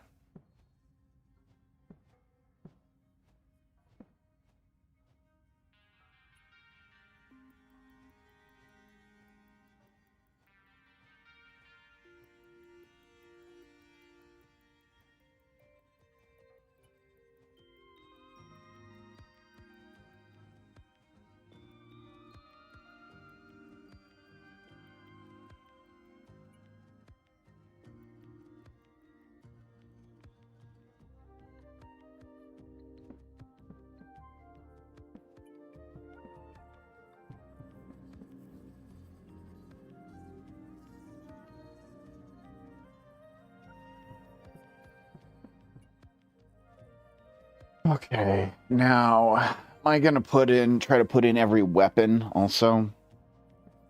Feel like I don't have enough room to do every weapon, but let's give it a try.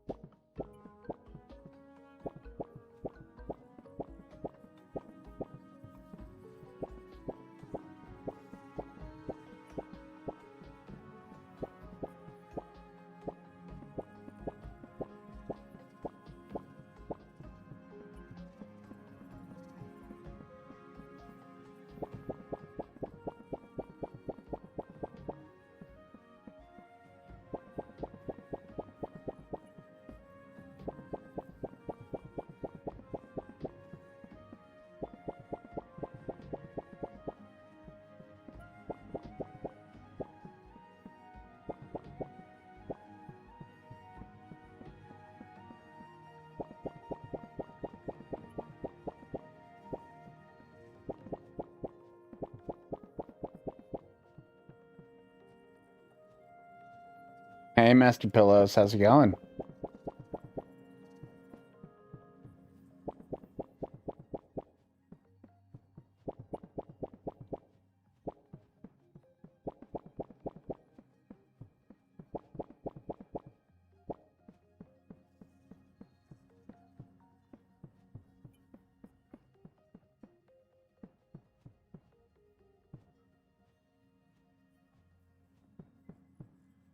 All right, we'll see what this is enough for.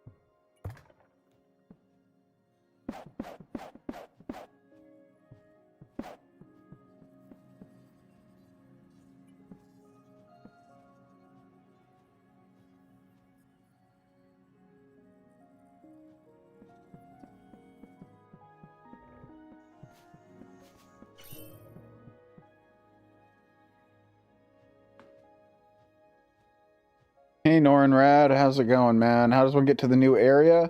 Well, the easiest way, if you've already defeated the core commander, just come talk to the core here, and it will mark on your map a new spot, which will be right here in the northernmost point of, excuse me. It'll mark this spot on your map right here. It's in the northern centermost point of the passage. And the entrance is directly north of the point that the core is going to mark for you. So this is the new biome.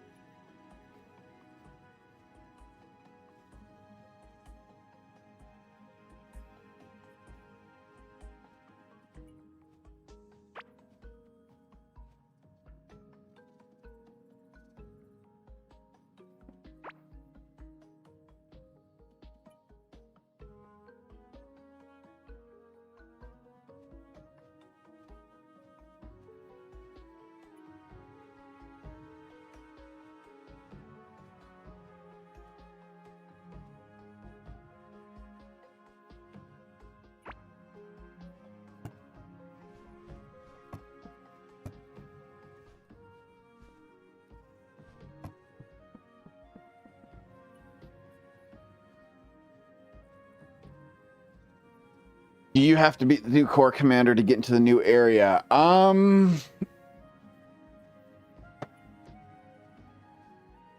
No. Technically, no. If you know how to buy, if you want the core to mark the location on your map, yes, you need to kill the core commander first. Otherwise, I don't think there's anything in the Nimruza summoning idol that requires the core commander to be dead. Now that I'm thinking about it. Because you have to kill Nimruza to get the brood neuron. And then you use the brood neuron to open the door to Breaker's Reach. So as long as you can summon and kill Nimruza, you don't need to kill the core commander. But the core will not mark that location on your map and help you out until you've beaten the core commander.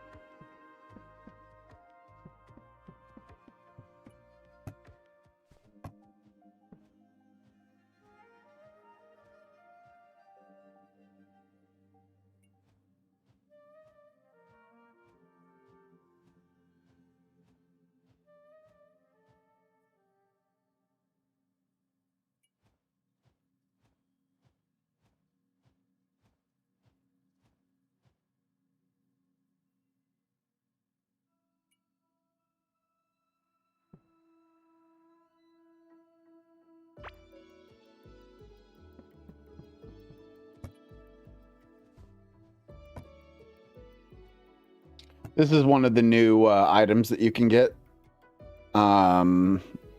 This is Dare's item.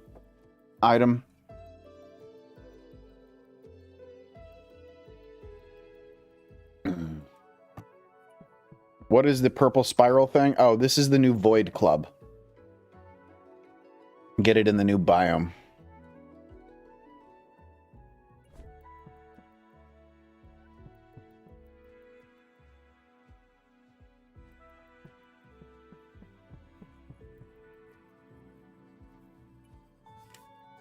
Well, if it's marking it past the area, then that means that you've also already beaten Imruza, and you have a Void Neuron, or you should have a Void Neuron already. The entrance to the biome is always in the center, northernmost point of the passage. So you don't have to guess. If you just need to go up here to the north. And this waypoint will be here. It's always there on your map. So just head up to the northernmost point of the passage and you will find everything you need.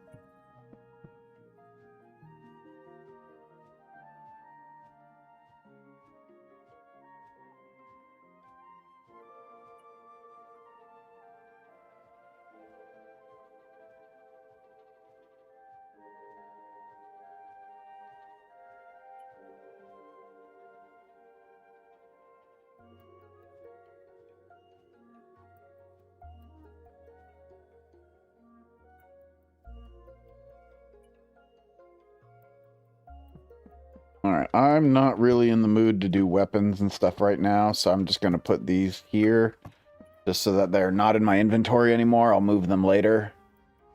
But yeah, eventually I'm going to try to put in weapons, offhand items, maybe. I don't know. I don't know what I'm going to do when it comes to that, because this, I may have to make another room, just because I definitely know this is not going to be enough. For every ring, every necklace, every weapon, every bag. That's definitely not going to be enough. This room I want to be my room of unobtainable things. So, like, I was to put all of these here.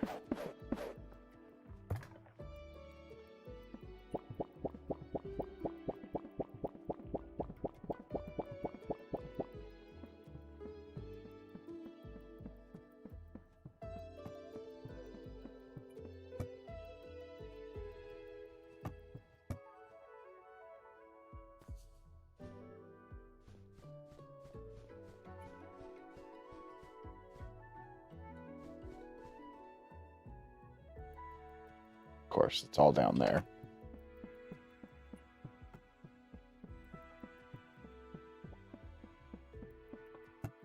Let's see here. Dirt ground. Clay. Turf. Sand. Actually, let's do this. Let's grab the sand. Grab the clay. Let's swap those around. Now we do clay, larva, stone. I'm going to skip one because I know I have a dark stone ground tile somewhere. I just have to find it.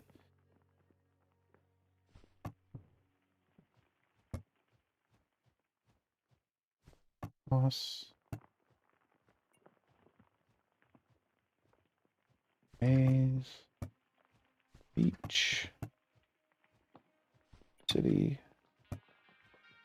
Desert. Temple. Lava. Skull. Sweet. all of the ground tiles that you can no longer get in the game.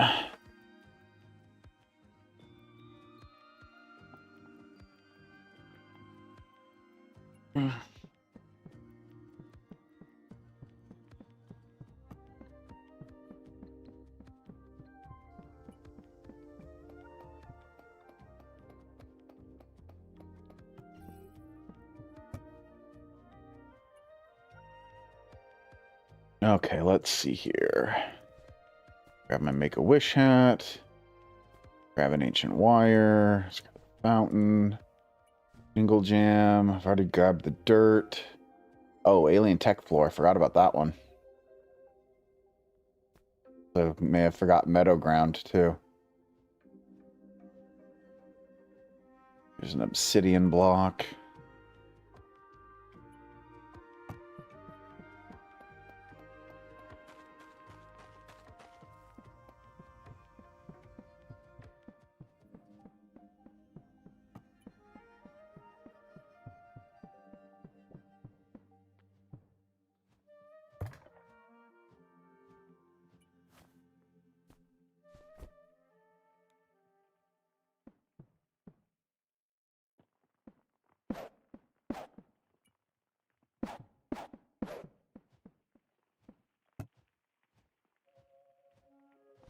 Meadow ground. Alien tech floor.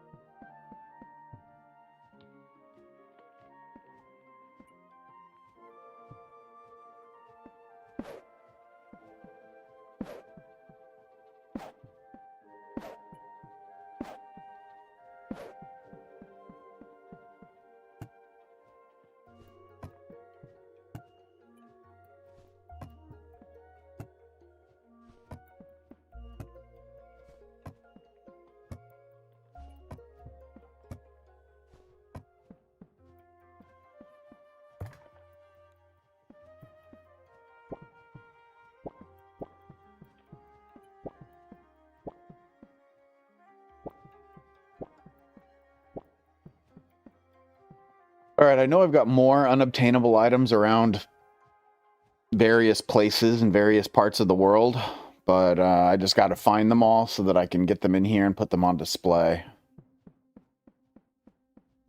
Because there's definitely some stuff I'm forgetting right now.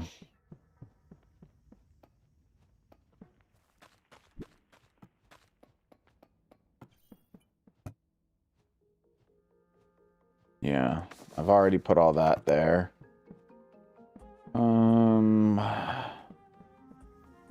I don't think I'm storing anything else unobtainable in this world anywhere. I think all the rest of my unobtainable items are stored in another world. I know where I can find a couple of them. Let's go.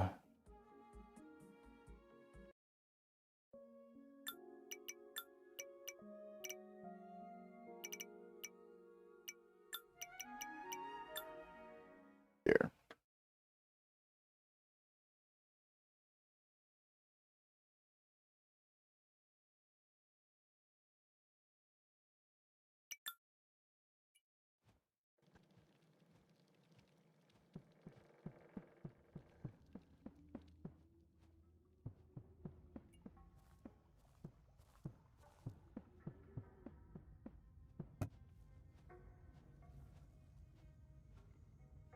Okay, here's a couple of unobtainables.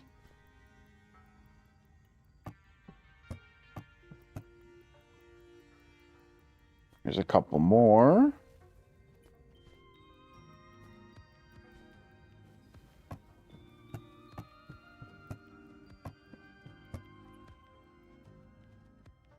There's a shitload more, but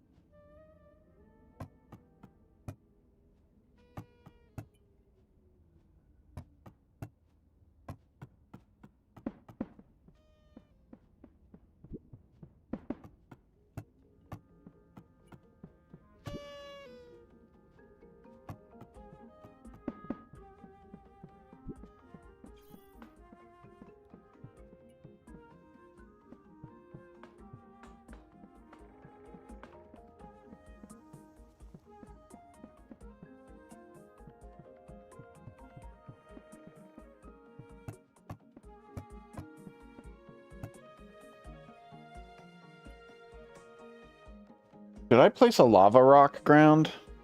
I'm going to take this with me just in case I didn't. I think I did. Pretty sure I did. Just in case.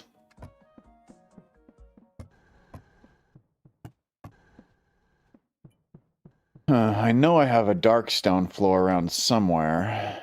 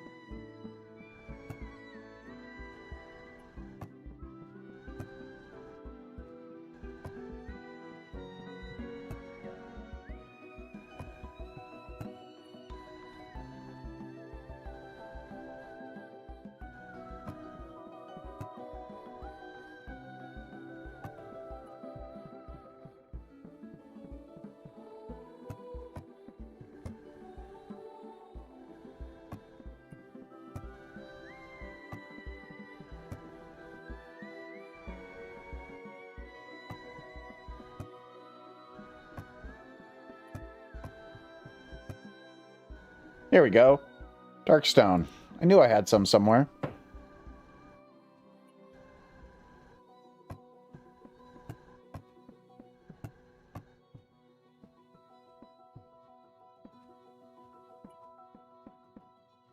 Be afraid of this little grouping of necklaces right here. I'm pretty sure there's like 9,000 necklaces in that one tile. Because I accidentally spawned a whole bunch of them by spawning in the wrong item ID one day.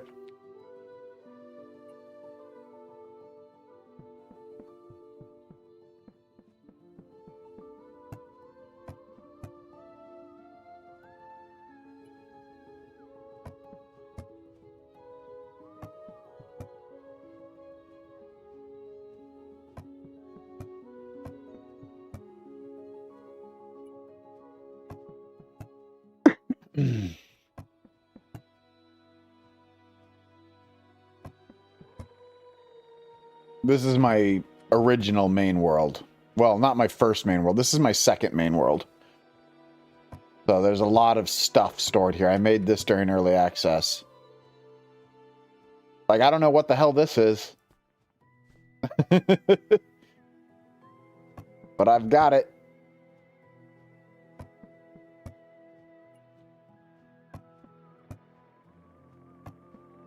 And I know somewhere I have...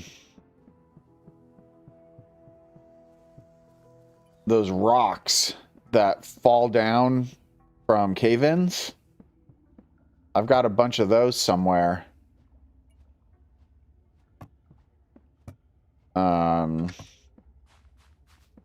when you used to be able to pick them up and move them, which you can't do anymore. But I'm not sure where they are.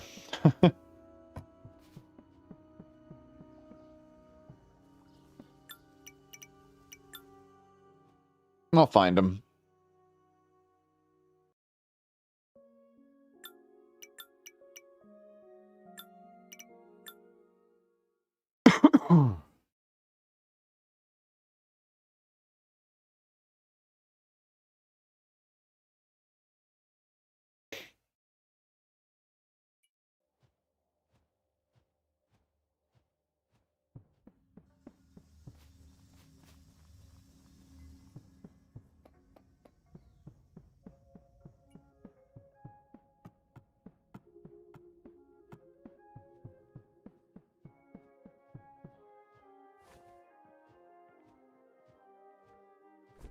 Okay, I did place down a lava ground. Okay, cool.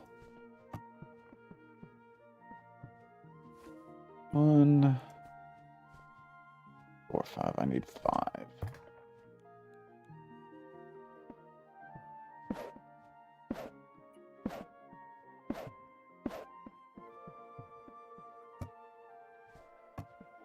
Oh, lovely. It's invisible. Lovely.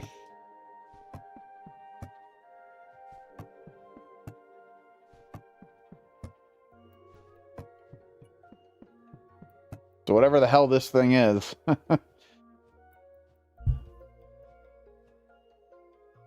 Yeah, I got no idea.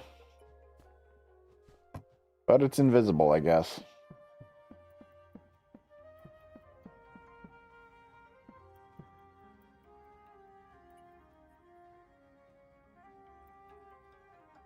Well, this is a start. These puddings, this is the meaty amber pudding, which gives you 100 max health. And this is the rare meaty amber pudding, which gives you 100 max health. They basically do the same thing. Just one is a rare version and one is not a rare version. You cannot get these anymore because these are made by combining 2 of these old school amber larvas. You'll notice that this amber larva says plus 50 max health. It does not have parentheses around it that say can only be eaten once, which means if I have 1,000 of these, I can eat all 1,000 of them and get an extra 50 hit points every single time, and it just keeps going forever. So when you combine these 2 together, you get a food that gives you plus 100 to your max health. Because they combine, and you get the benefit of both of them. If you try to do that with an amber larva that has the parentheses and says can only be eaten once, it will not give you the plus 100 max health. It only gives you plus 50 if you combine them. So same is true with this giant mushroom. It does not have the can only be eaten once limitation, so I can eat as many of these as I want.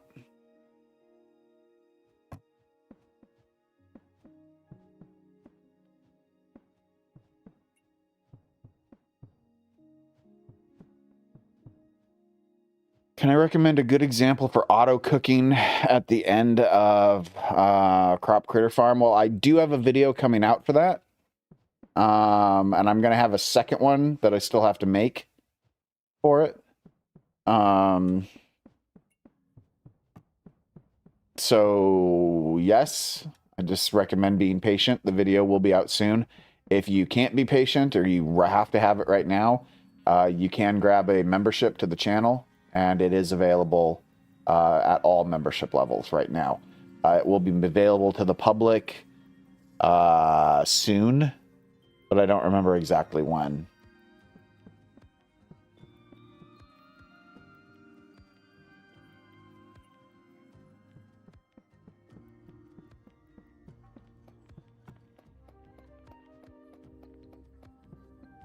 Is there a way to auto fish kelp? There's not. You have to manually fish kelp.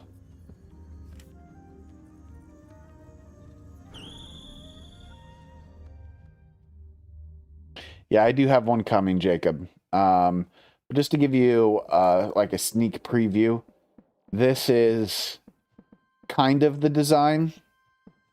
The one that I have a video coming for is a little bit simpler in design than this. It lacks this splitter that I'm standing on right now. But essentially what it does is you'll have one robot arm that grabs one of the food items, one robot arm that grabs another food item, and then you've got overflow arms, and the things keep cycling around in a big circle since the robot arms can't pick up everything at the same time. So it sits here and things like cycle in a couple of circles, and eventually it also moves on to the next one where it, cycles around and then moves on to the next one and then cycles around and then moves on to the next one and keeps doing that. With each one having its own, set of filters set up. And then there's one robot arm. It's this bottom middle one here that drops the finished product onto a separate conveyor belt. And the finished product doesn't get mixed up with anything else. It just stays on its own line. Same with these. They drop the finished product onto this belt. And so the finished product just keeps on coming down over this way until it reaches the very end of the farm. And this is where all my cooked food appears. The one thing that does suck about auto cooking right now is you cannot get epic food from auto cooking. The best you can hope for is rare. So you still have to manually cook if you want to get epic food.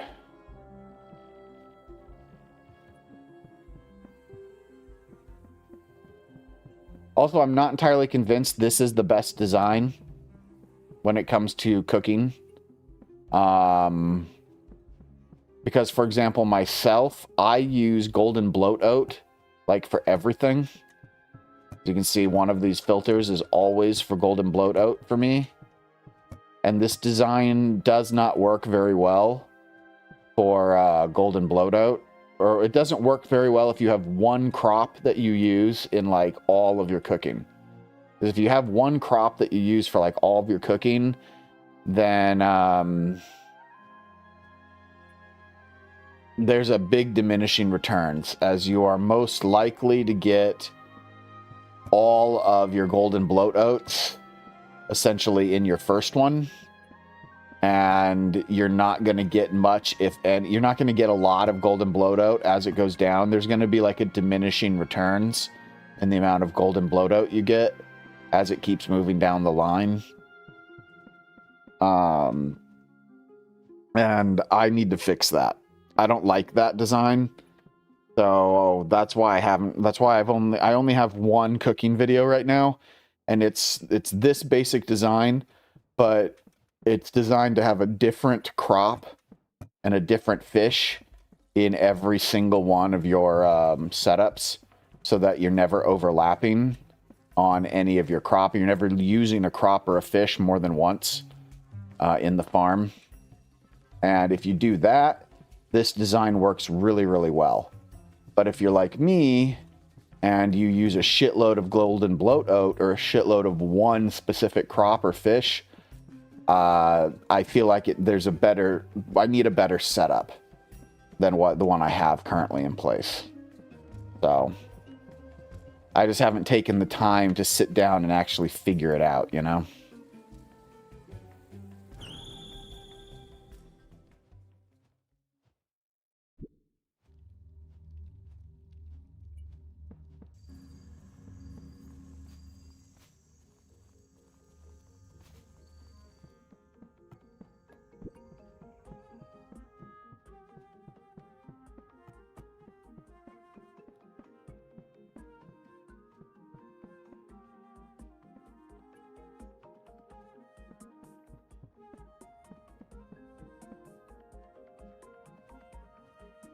All right, y'all, I think I'm going to go ahead and take a little break here.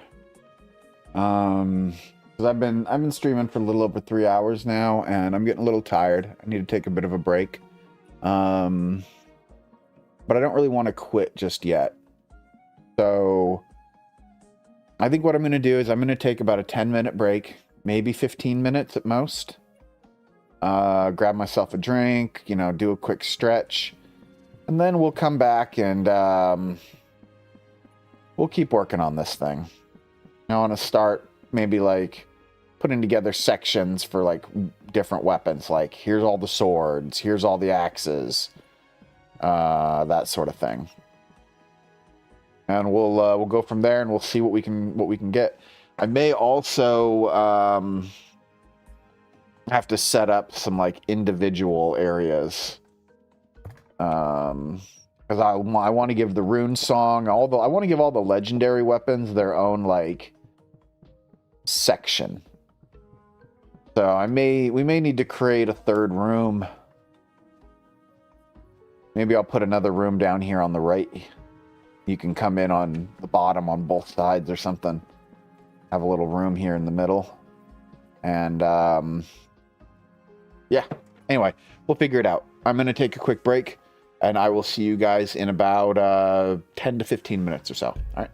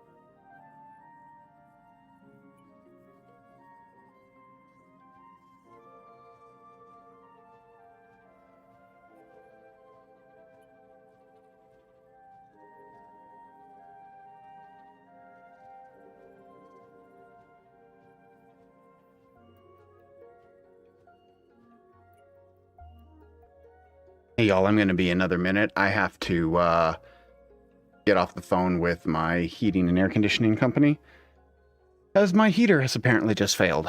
So, yay.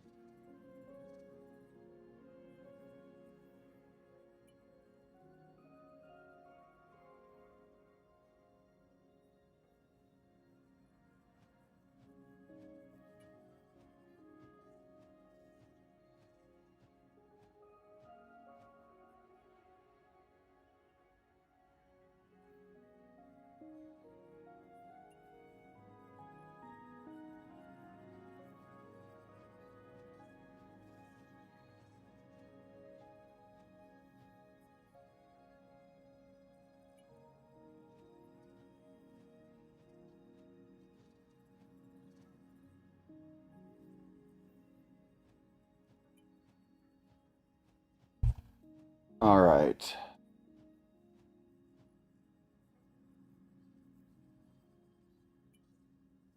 I have returned. I'll be back and you'll be sorry.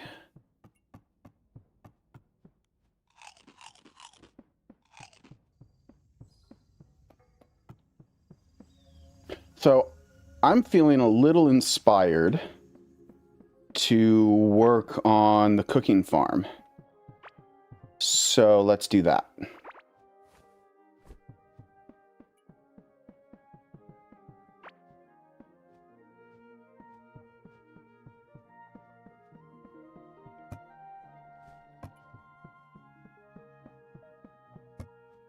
Okay, let's see here.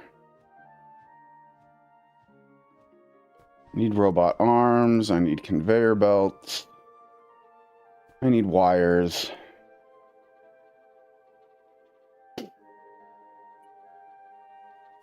Power.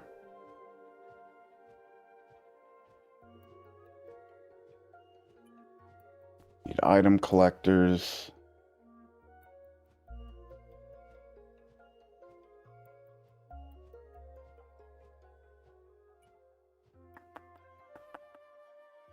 Need cooking pots.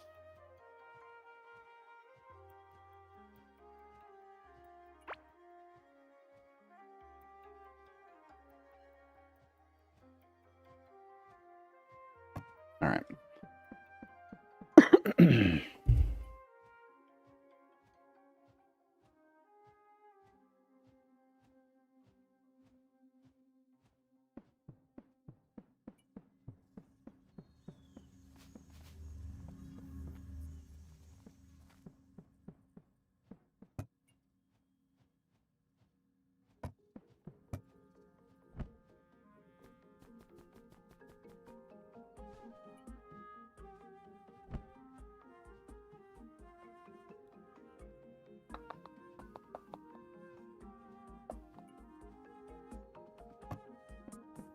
So I am really bad with circuitry. I bet that there's probably a cool way that would work well if I knew how to set up a proper circuit timer, but I don't. There's only one timer I've ever figured out how to make before, and that is the one I currently have running on my drills. And that's the only timer that's ever made sense to me. Everything else just confuses the shit out of me.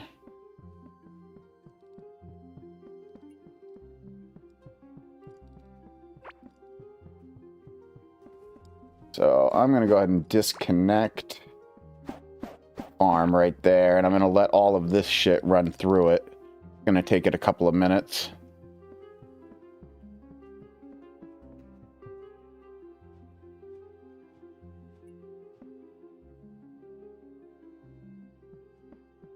While we're waiting on that, let's redo...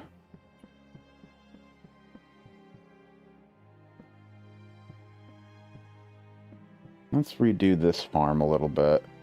Alright, so let's remove the filter here. And remove you.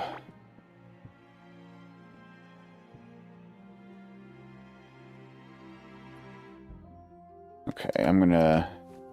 Got wires, good. Apparently, that's not getting any power anymore. So let's see here. Move the filter.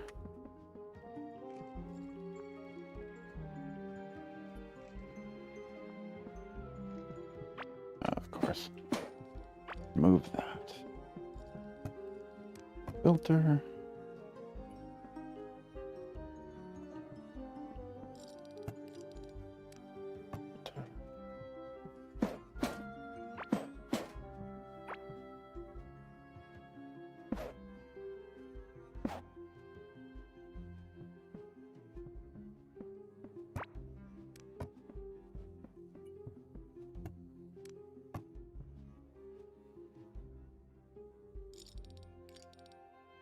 You're testing a clock right now that is off for an hour and 50 minutes and on for what, 1 second?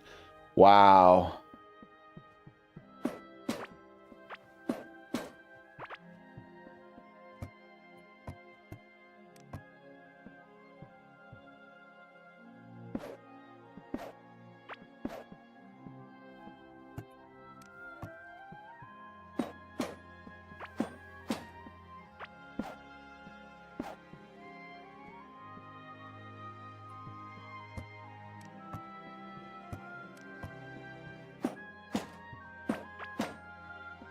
All right, cool.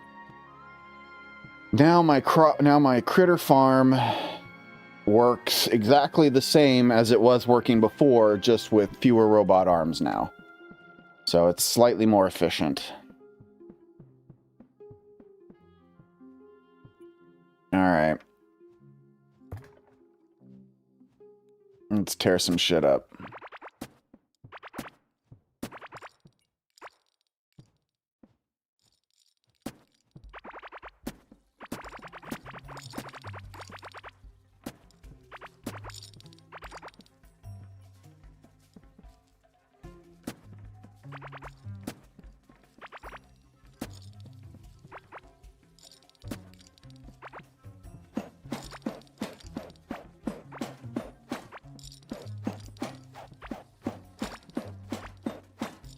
Hey, Alexi, how's it going?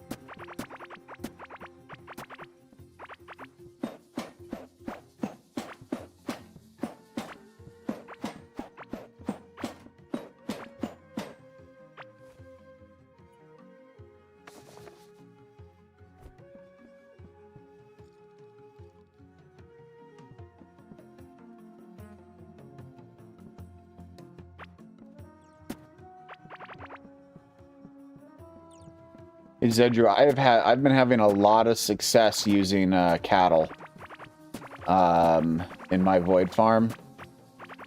That was a really great idea.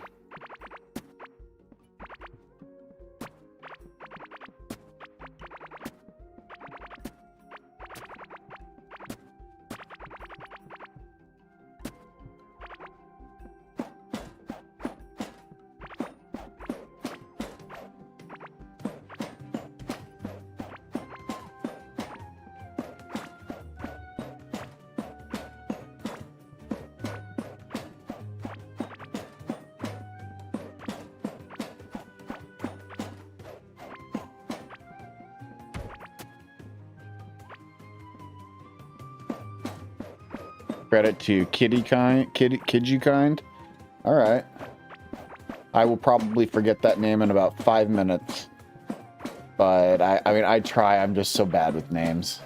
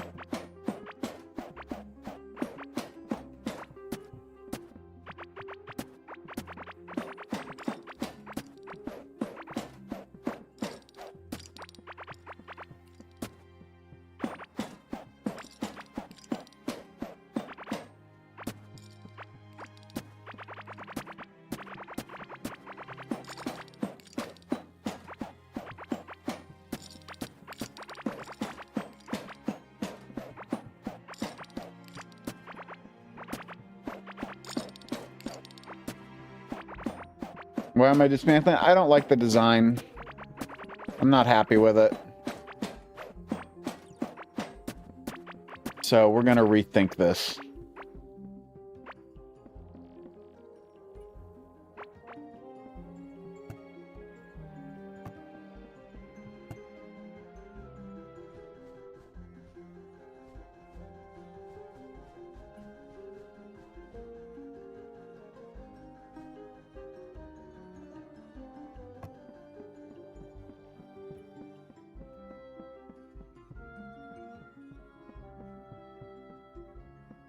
Yeah, it might have been, but I'm done, so whatever.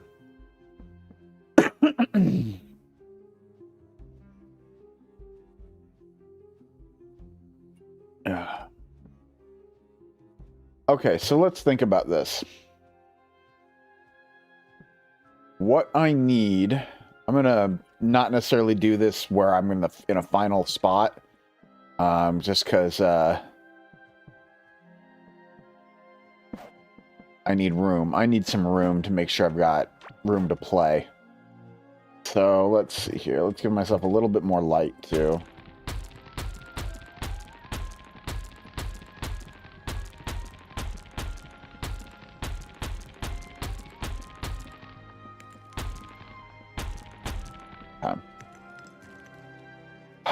So, I know I need a robot arm bringing one food product in.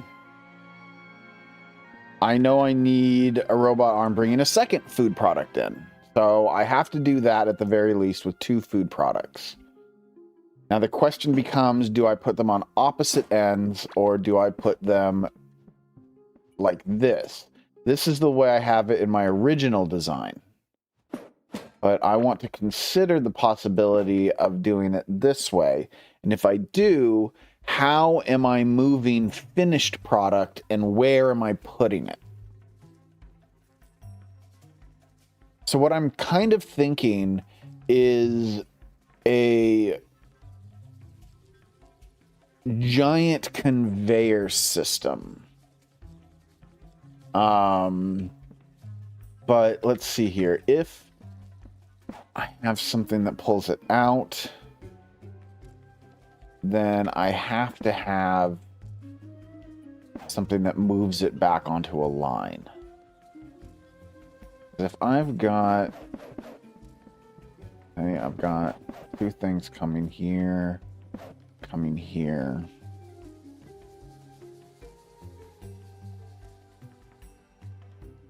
The goal really, and you know what? Maybe I don't want robot arms.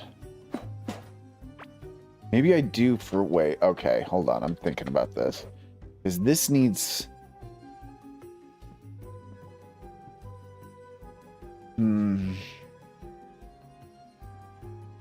The robot arm has, or the item collector has more opportunity to pick up more stuff than the robot arm does.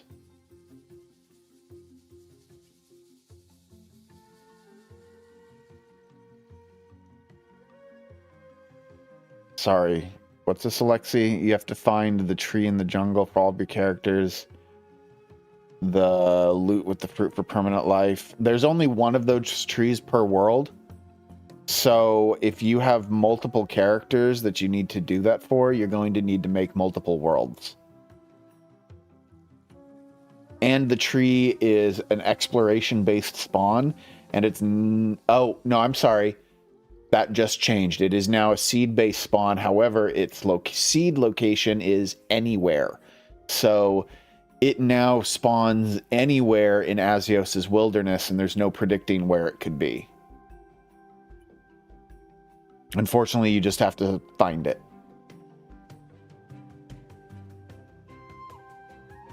But it will always be in Azios's wilderness.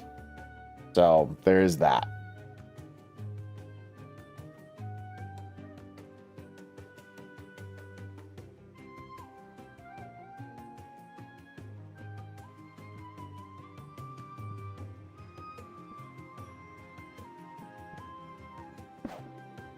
All right, let's just turn this on real quick.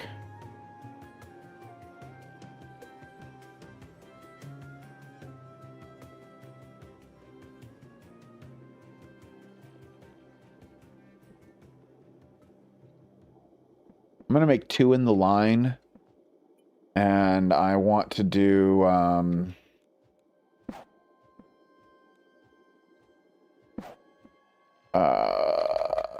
a robot arm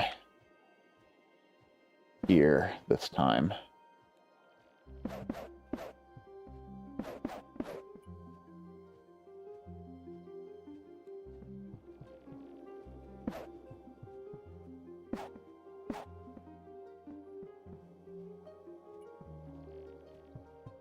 Okay, hold up. Let's see here. I need to grab a few things.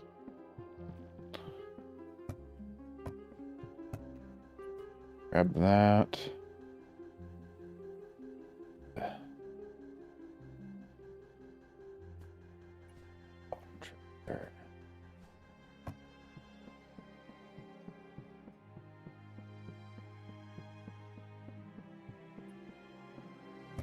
So this is golden bloat oat.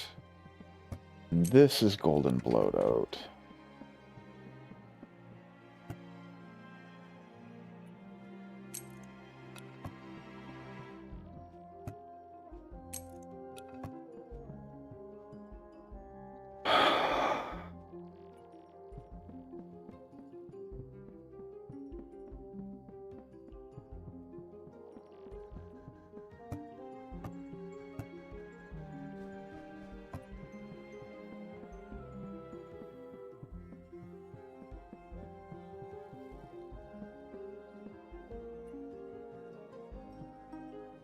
So in this instance, I need something that guarantees that only bloat oat is going to end up on this conveyor belt. And then I'll need to guarantee that only, or that pretty much everything else ends up on this conveyor belt. So what I'm thinking...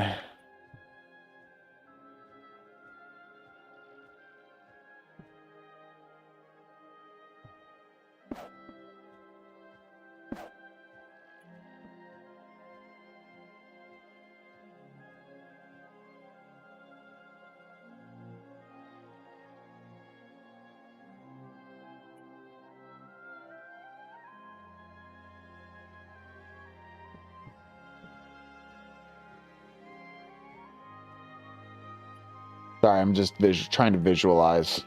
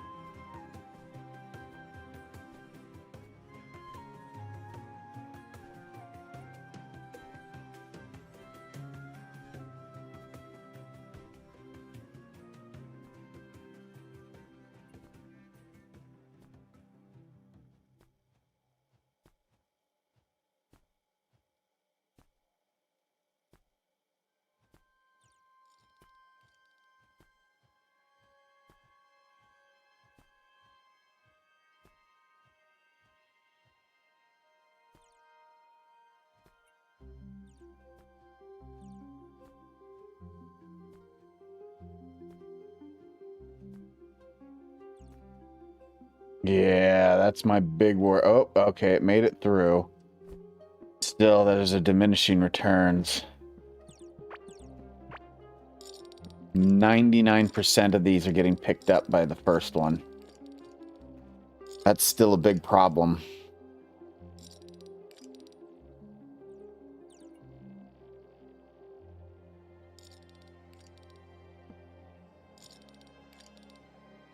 So this doesn't fix my problem.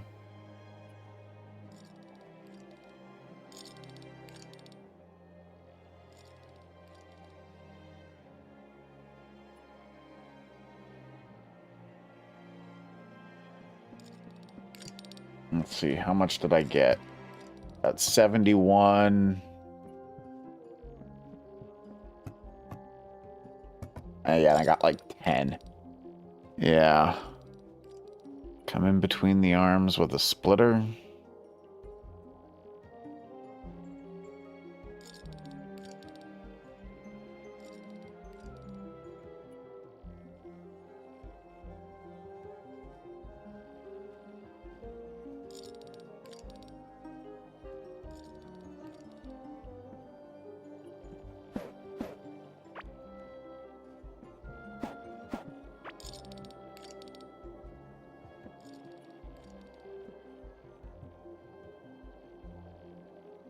Any splitter I'm gonna do is gonna have to be up like that.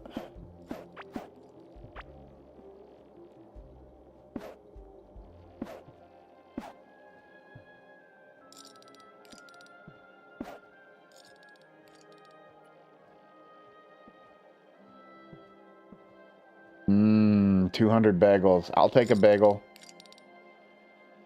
There's this one bagel place in town here that makes a rosemary and sea salt bagel that is so good.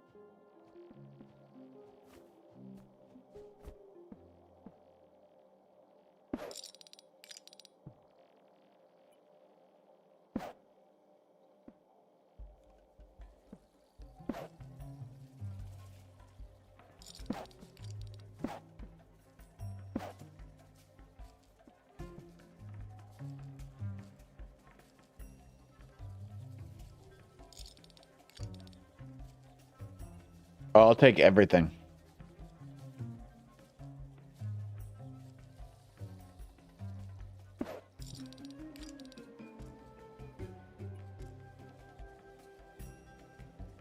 But I definitely recommend when you have a second, try it out. Rosemary sea salt. It's delicious. You add some more sea salt on top as well as it's getting ready to come out. Oh.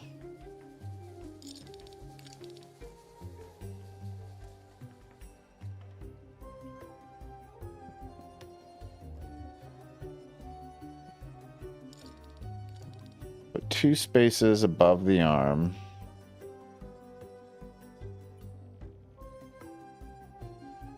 I do love jalapeno. Jalapeno's good shit.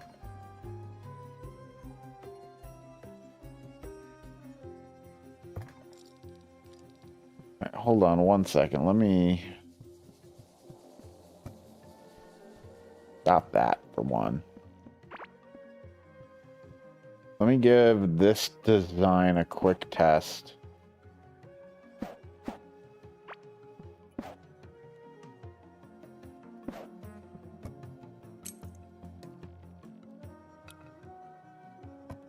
I am not optimistic, though.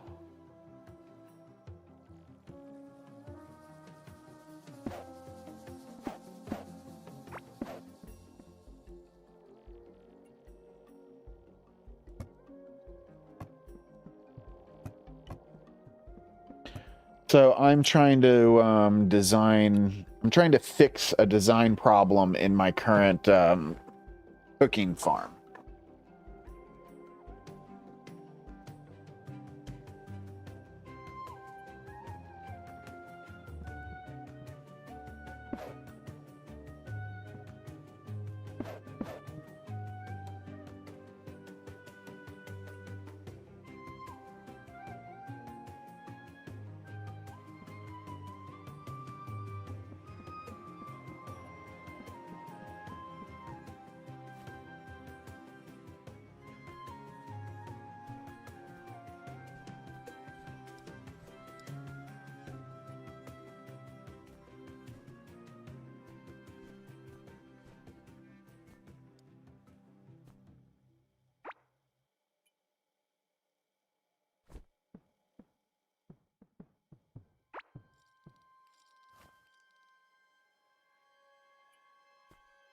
Oh, I hate doing the pedestal design. Drives me nuts.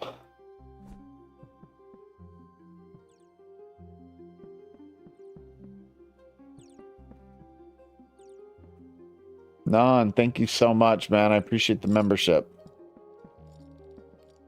Oh, oops. Okay, well.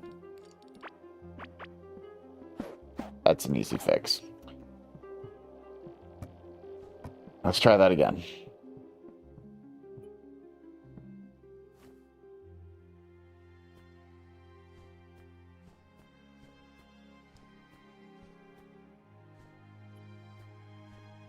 Non, again, thank you so much for the membership, man. I really appreciate it.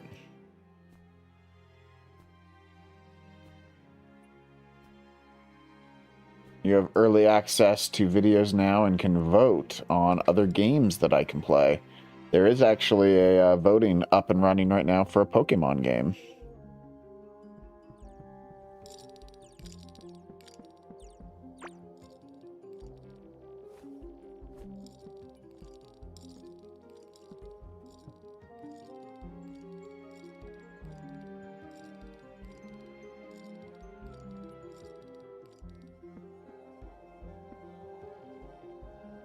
You know,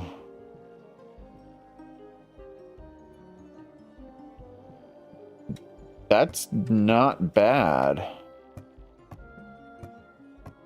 17 in one, 11 in the next one. I've never played Pokemon in my entire life. Never played a single Pokemon game. I've never seen a single episode of the Pokemon TV show. And I was like 13 when Pokemon came out in the 90s. So I was the perfect demographic for it, but I just never got into it. And so I figured it could be fun to try a Pokemon game. I just have no idea where to start. So I have a survey for channel members that's up and running right now on my YouTube page. If you're interested in participating, let me know what Pokemon game you think I should be playing.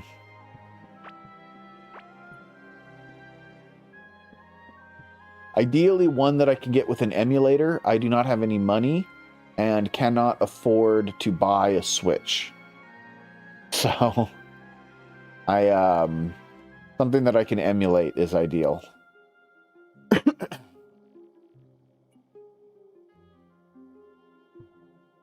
Okay, I want to expand this one out a little bit more and see how it does.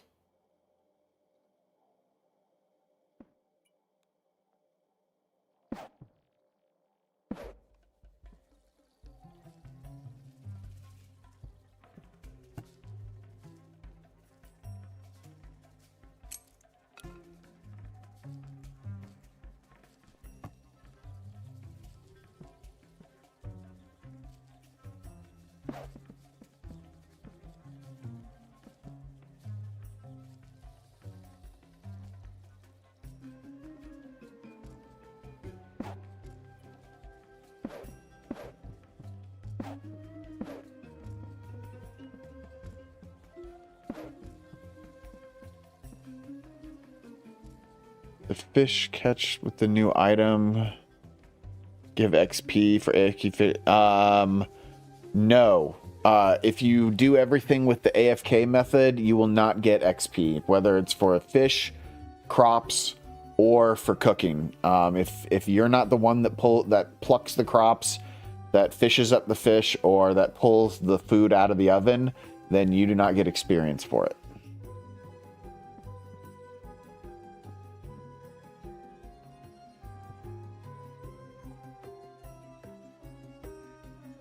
I want to use 30 cooking pots.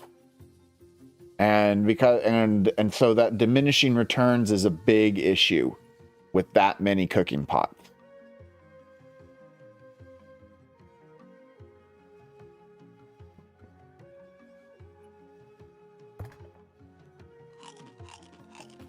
Honestly, I may just be trying to make it too big.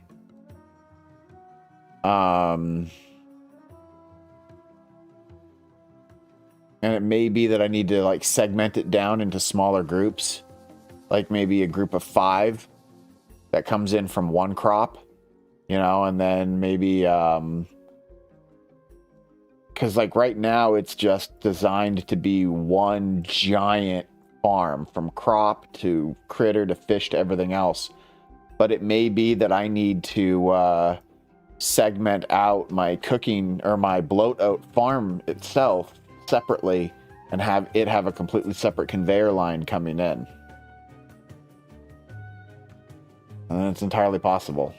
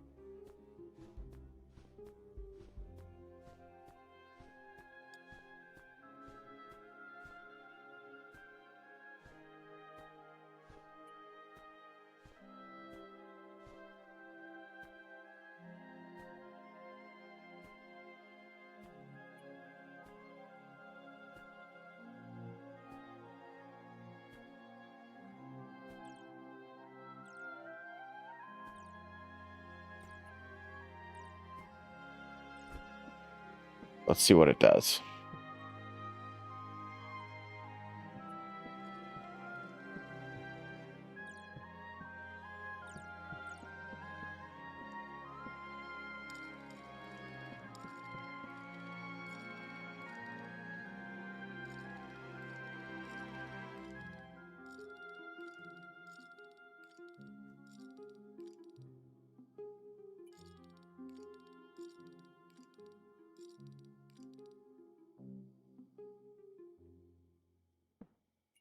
All right, so 58 made it through. Yeah, 58 made it through after 3 of them.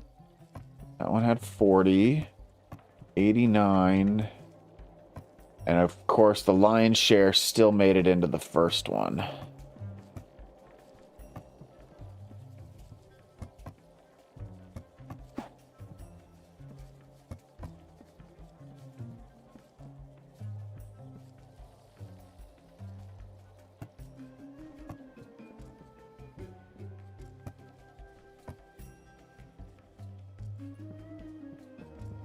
If I could only eat one food, it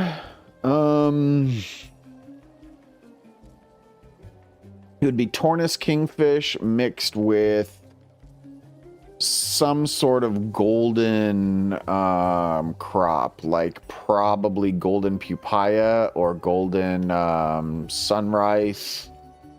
Or are you talking about like in real life? If I could only eat one food.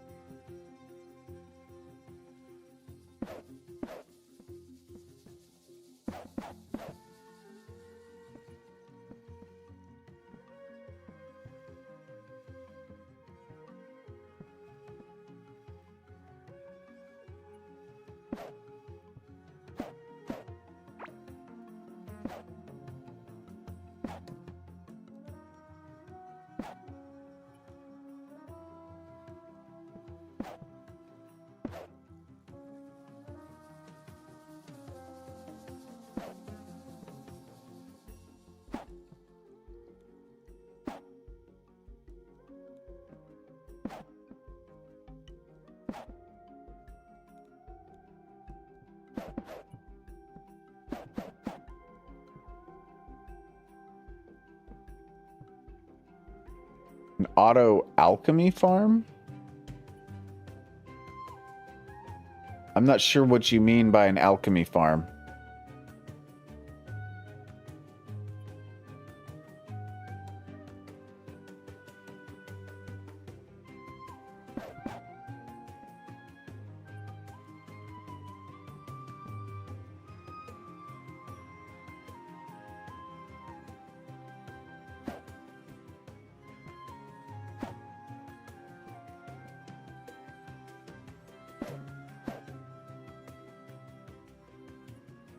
Can I make a farm for the new biome?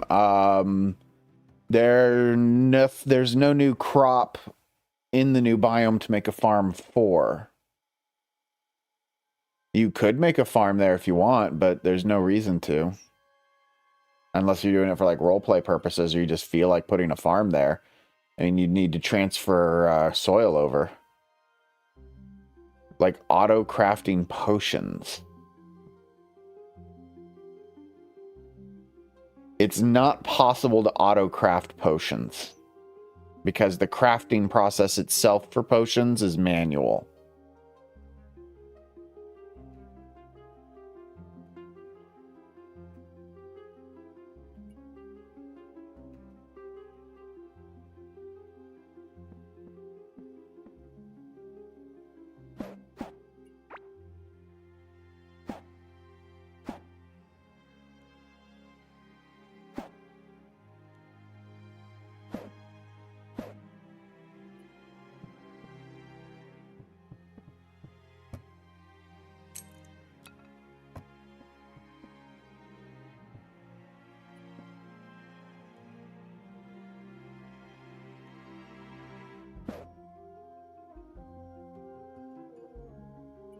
Oh, for the corrupted enemies?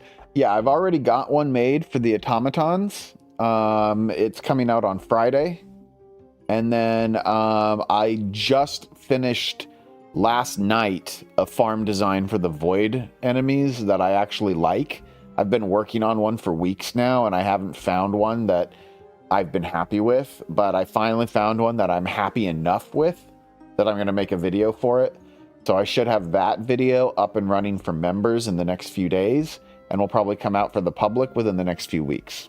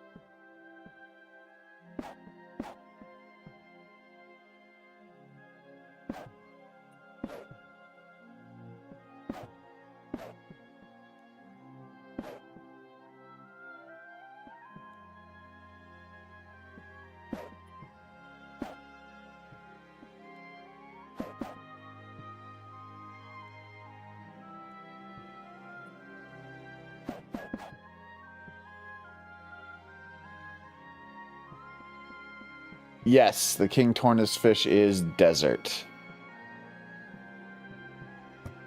It's no,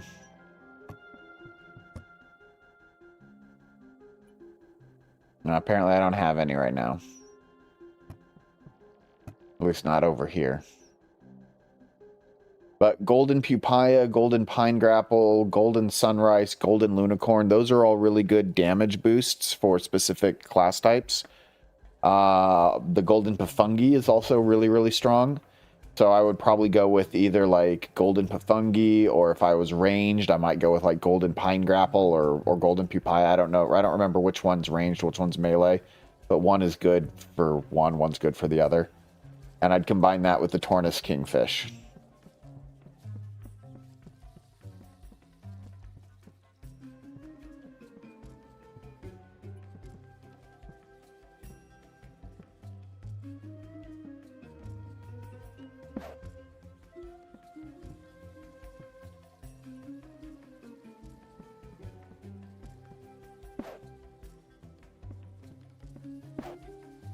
How many do I have so far? 1, 2, 3, 4, 5, 6, 7, 8, 9, 10, 11, 12.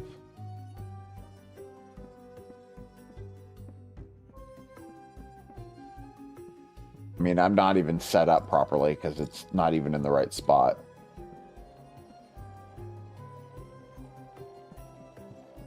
I really should tear this down. All right, I need to take a screenshot of this so I know what I'm looking at. And let's build this thing proper. Hold on.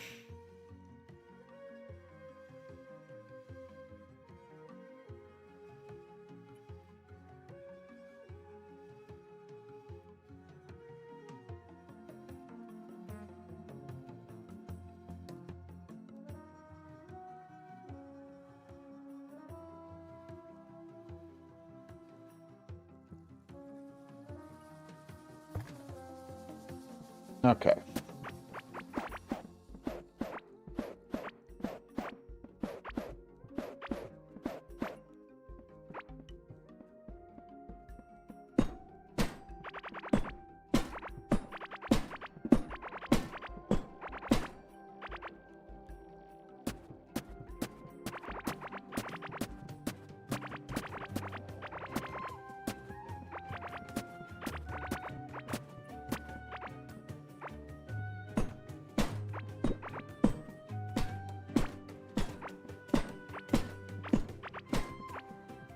You think they'd make multiplayer PvP mode because there's not much to do? So yeah, PvP mode already exists. If you go right up here, enable PvP, and then PvP is available. And then it's off by default. But PvP already exists in Core Keeper.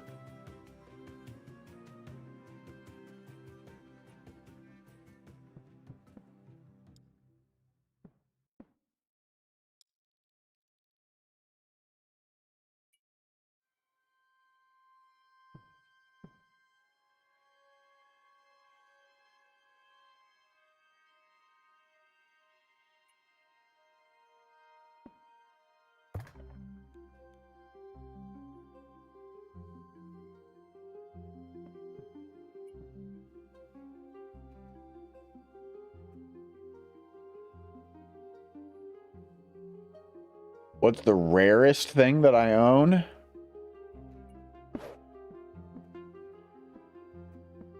Oh, man.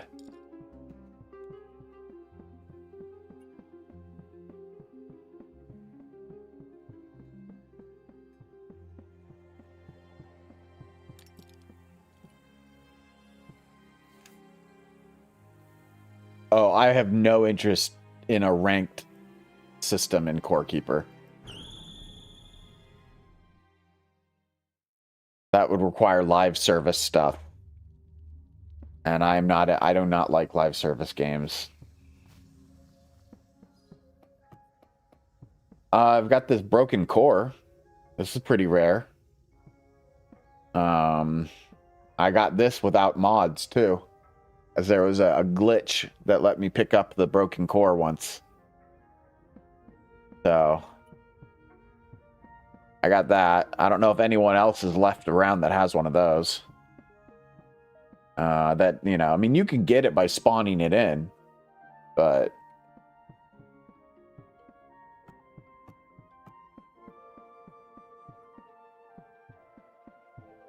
this is my haul of unobtainable things. It's not complete. I need to go find everything that I have still from unobtainable stuff. Like I've got a mushroom brute somewhere. Kind of like this larva. One day I was just walking around Gorm's track and I just picked this guy up. And I have absolutely no idea how it got there. But that's basically the spawn creature for a larva. And there was a brief, they've already fixed it, but there was a brief moment where you could do the same thing with the mushroom brute in one of the puzzle challenges. But these are all my ground tiles. You can't get ground tiles anymore, so these are all pretty rare nowadays. But I've got a ground tile for pretty much everything. I've got some ancient wire. I've got an ancient fountain. I've got a jingle jam cookie. I've got an obsidian block. Yeah, you're not supposed to have that. Yeah. I got one though. And then I've got these foods that give plus 100 health that are craftable. You can't make these anymore. A lot of people still have these because people spawn these in. This is an amber larva that doesn't have the limit. You can eat it more than once. And a giant mushroom that, again, doesn't have a limit. You can eat it more than once. And then this is just a missing item. I have no idea what it is. It's just nothing.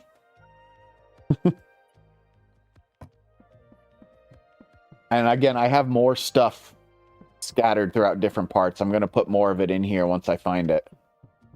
But yeah, this is my museum of unobtainable items that I've been collecting over the years. I got this guy too. Is technically an unobtainable item, but I spawned this in. I did not get this legitimately, so I don't really count it.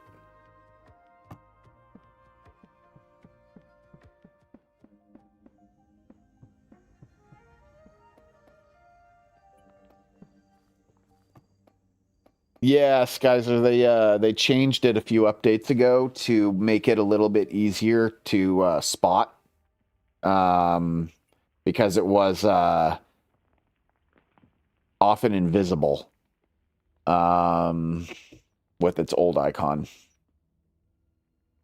What are my predictions for the next update? I don't have any.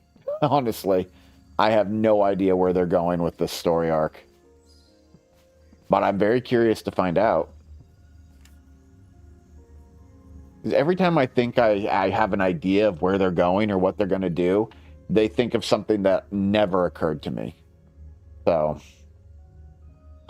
for people who were interested, I've done this. I've been to the farms a couple of times already, so I don't want to go back right now.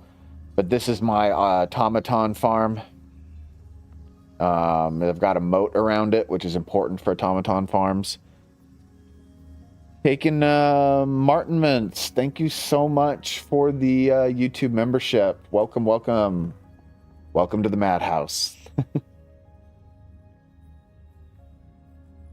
And then this is my new void farm that I just made. That I've been testing this new void farm out for the all day today. Basically, I'm pretty happy with it so far.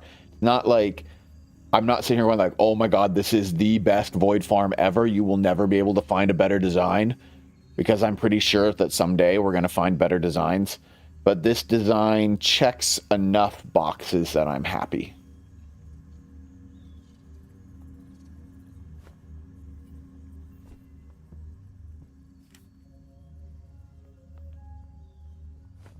Yeah, we might fight that boss. That would be cool. I'm very curious to see what that boss thing is, or what that soul creature is.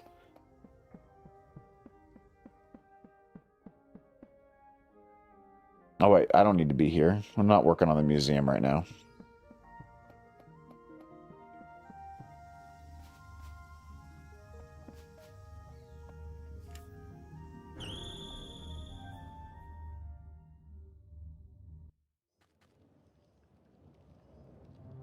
Oh, wrong one.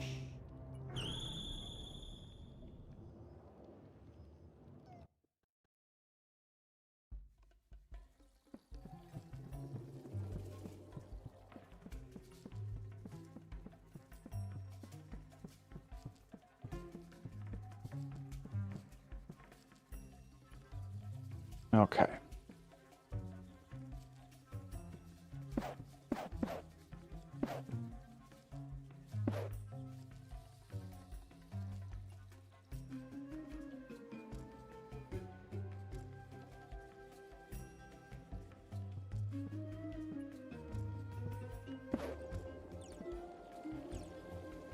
Well, shit.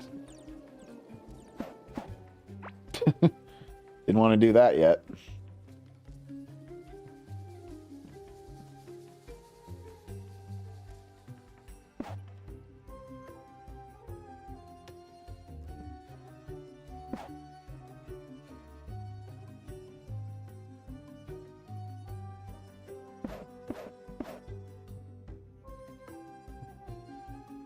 How many hours have I spent in this world? Oh god.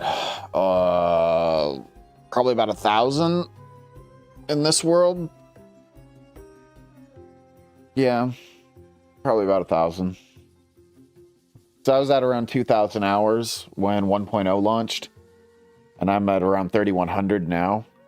So I made this world right after the 1.0 launch. So I'm yeah, probably about that.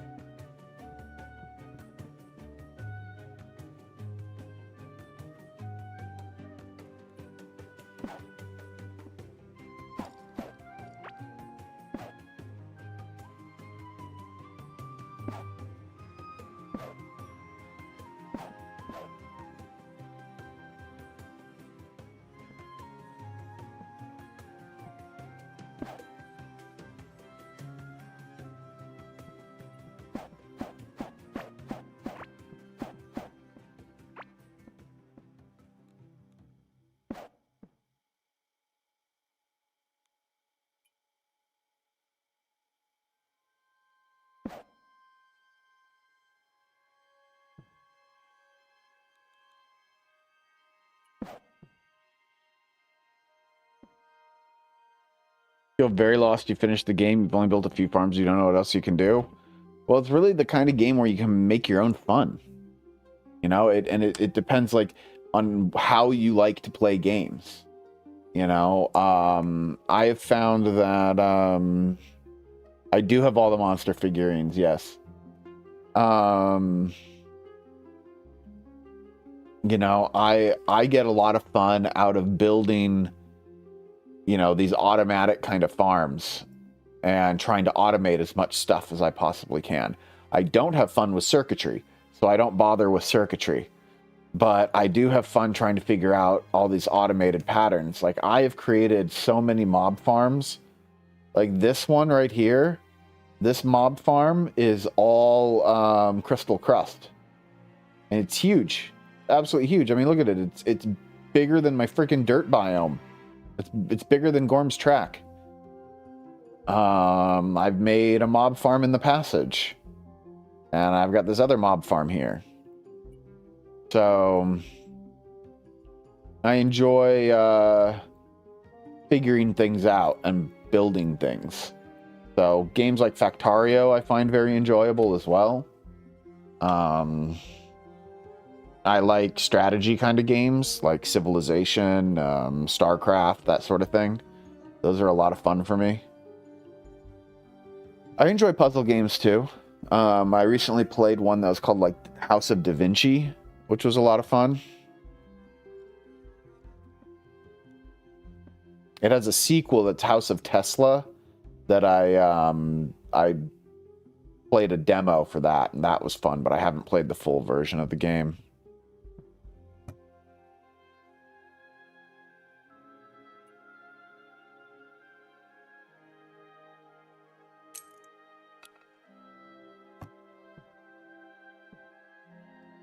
Some people get really into the decorating. I like the decorating, and I do get into the decorating, but I don't get into it like some other people do. Like if you check out Mystery or Tito Bandito, both of them have links on my main page on my YouTube down at the very bottom of the page. You can check out both of their channels, and they have some amazing building stuff that I could never even begin to conceive of. They're the people I go to when I try to get inspiration for building.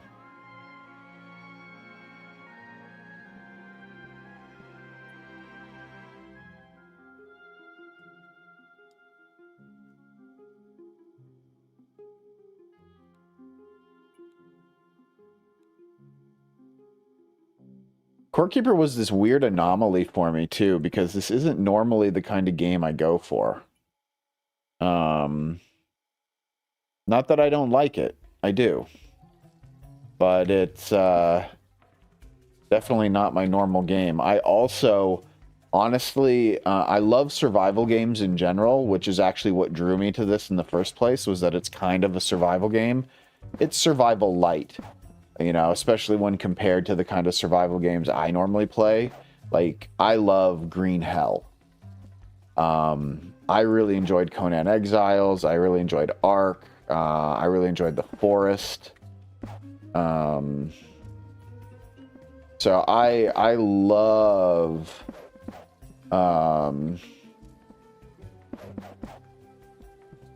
those kinds of games. But I also absolutely adore first-person shooters.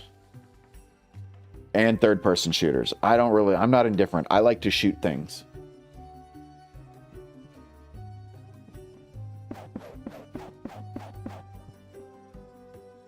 Yeah, I noticed it's on sale for like $3. I was like, damn, I spent like $50 on it. No, it's not true. I spent like 30, but still. Hey, Crispy Bacon, how's it going? Bacon.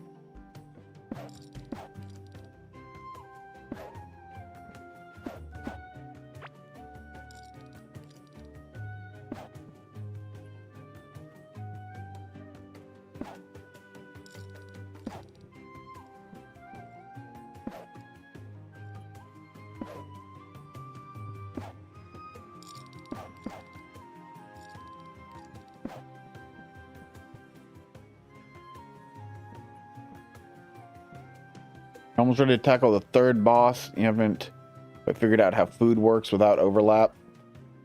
Yeah, it's especially during the early game, you're going to overlap your food a lot.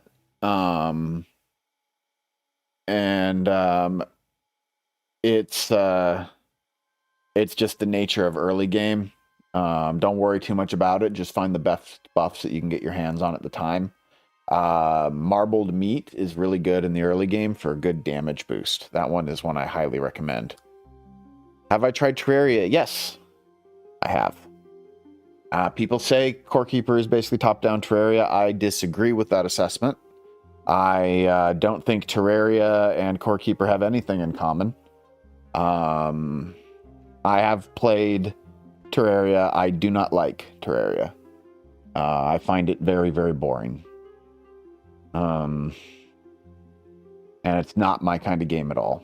The graphics piss me off. I hate Terraria's graphics with a passion. It makes my eyes bleed and I don't want to look at it. But I do respect the fact that a lot of people do like the game. So if it's a game that you like, cool. I'm glad you like it. I'm glad that you have fun with it. I don't. But that's just me. You know, not every game is for everybody. And have I tried the Resident Evil franchise? I have, but not in a long time. The last Resident Evil game I played was on the PlayStation 1. So it's been a very long time since I played Resident Evil. I think I played the first 2 or 3 Resident Evil games. And that was about it.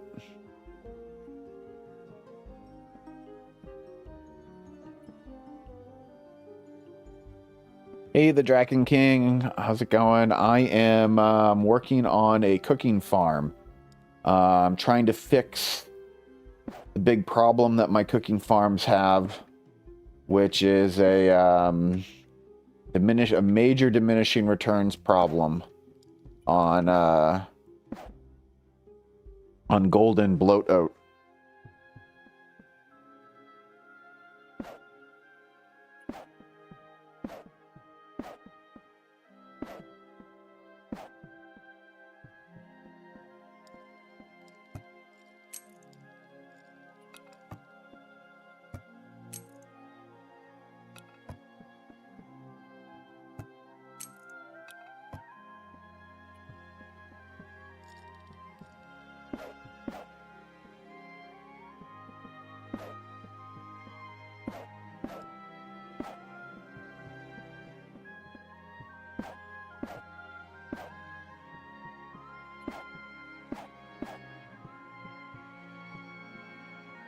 Try Resident Evil 7. Okay.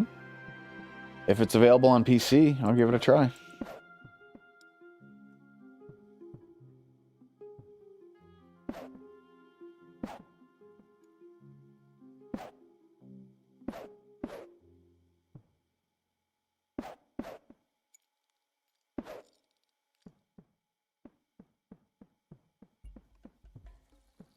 Or...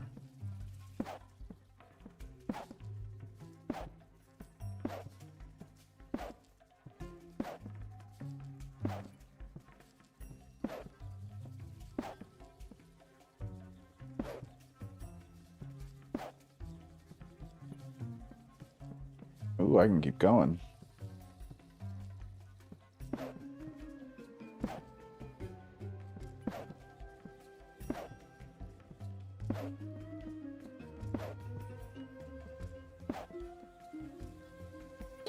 That goes 22. All right, let's just take it down to 20. Yeah, all right, so that's 20. That's almost all that I want to do. That's kind of nice that I've reduced it in size and compacted it enough that I can fit that much onto a single line. But let's set this up for 20 and see how much makes it through to the end. Because I'd be very curious to see what actually makes it.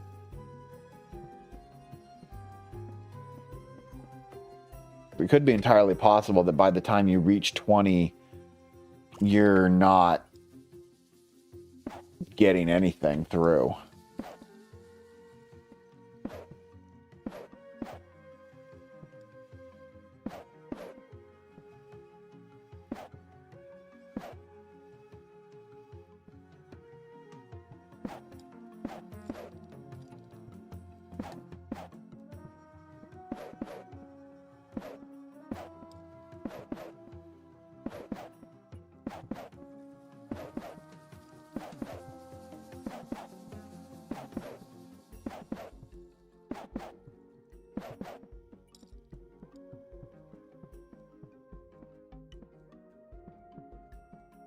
Terraria was your go over Minecraft. Heroes had more bosses and weird items to play around with. Yeah, I get that that's a big draw for a lot of people. It's a big draw for me, depending on the game too. Honestly, if the graphics didn't bother me so much, I'd probably be more into Terraria than I am. But the graphics just really, really bug me. I don't really understand why. It's just they just bug me.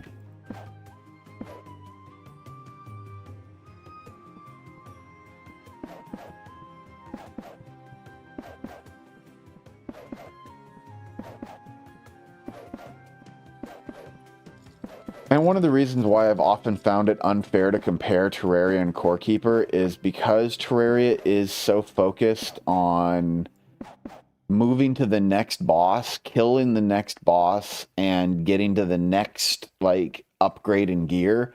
Like, I feel like that is Terraria's progression cycle.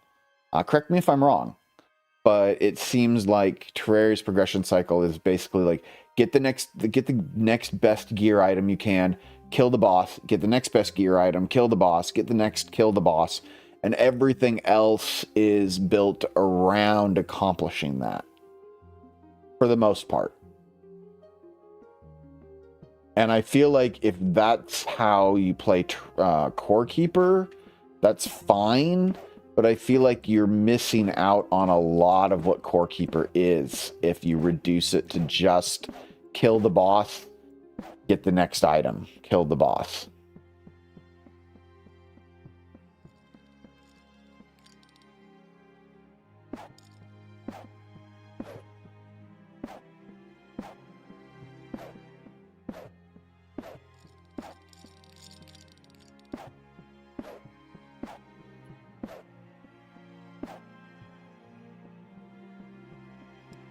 You're very overwhelmed by Terraria, and that's why you dropped it. Yeah.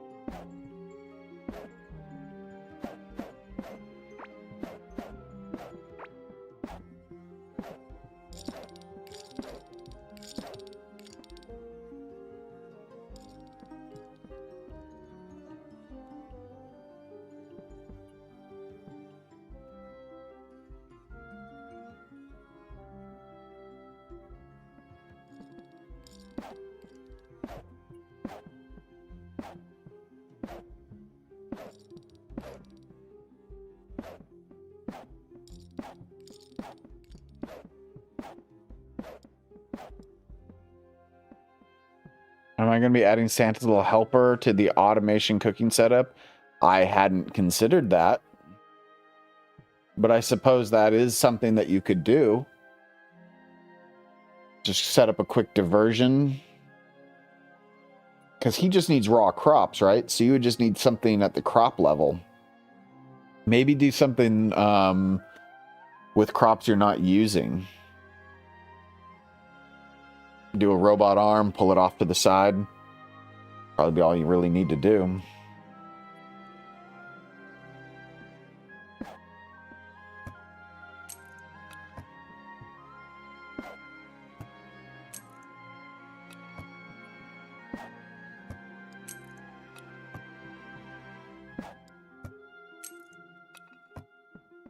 Have I tried speed running it? Not seriously.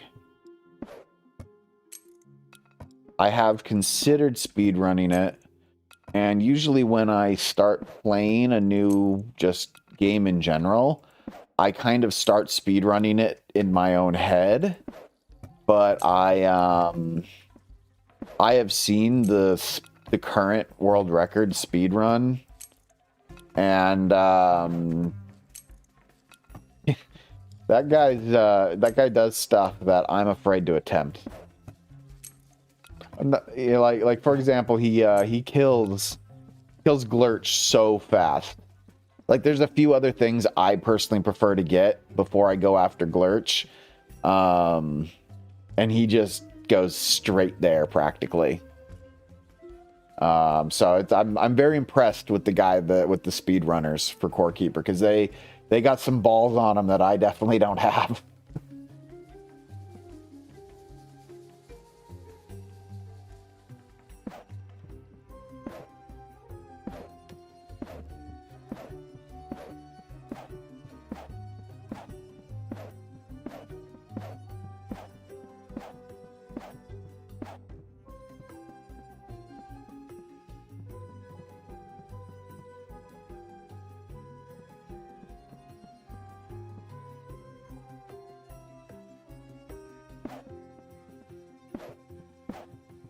I don't know why I'm setting all of this up. This isn't necessarily... The bottom part's not even part of my test. And if this doesn't work, then who cares?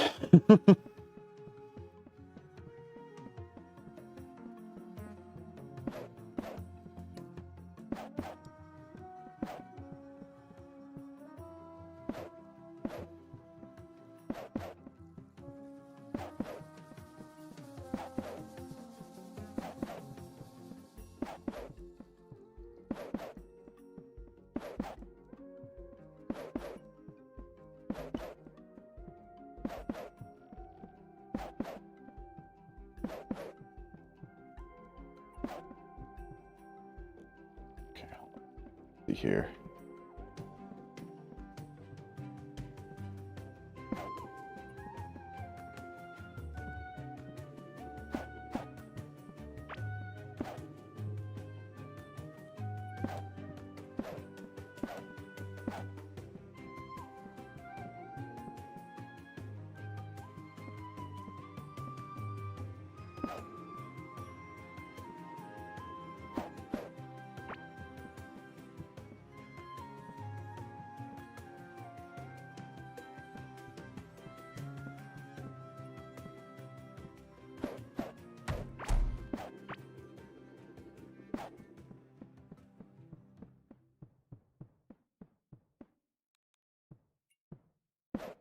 I love how if you place the power generators in just the right spot, you barely need any.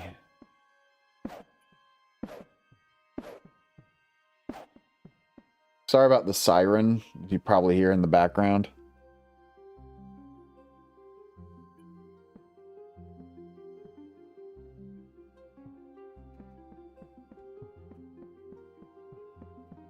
Okay. So this is currently set up with 20. Now, hold on. I want to do one more split here. There. Oh, I love Minecraft Redstone stuff. I've done so much with Minecraft Redstone. It's so much fun.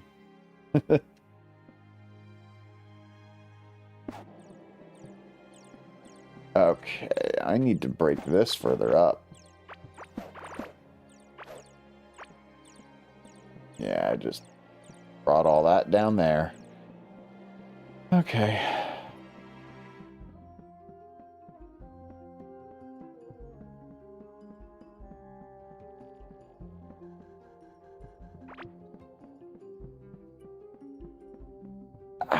I feel like the Minecraft market's a bit saturated. I don't really know if I have anything to properly add to it.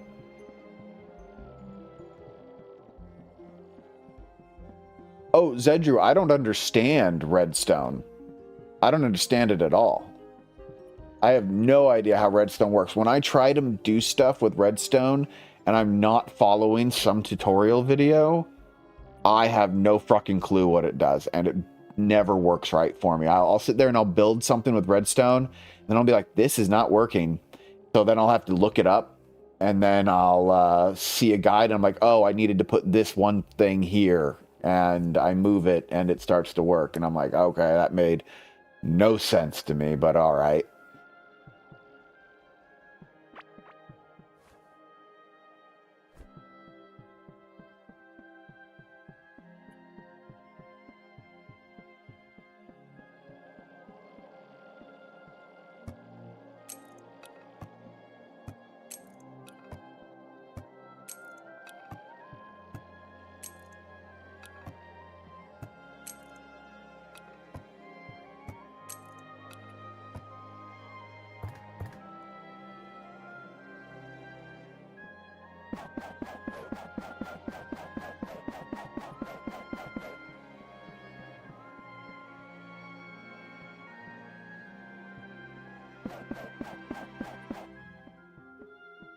Okay.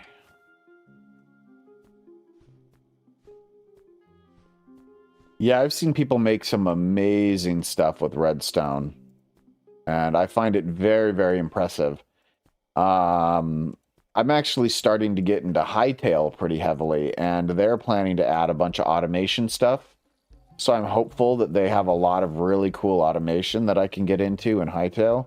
Because right now I've been really getting into just the creative mode of the game, and that's been a lot of fun. And I am planning to do some tutorial videos for creative mode in Hightail.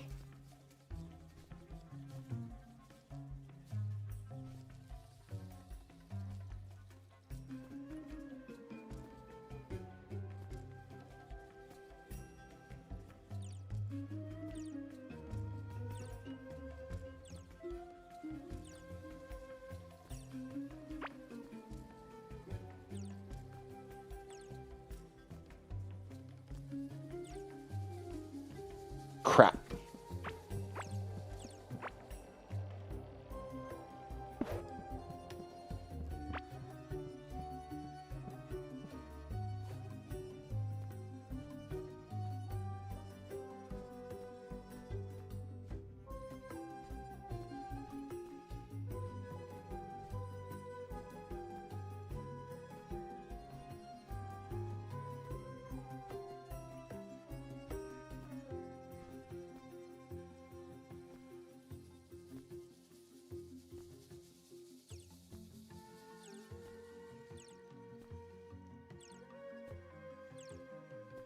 All right, the goal is to see how much makes it to the end of 20 cooking pots. Hopefully at least some makes it to the end, because if I can't get any to make it to the end of 20, there's no way I'm going to make it to 30.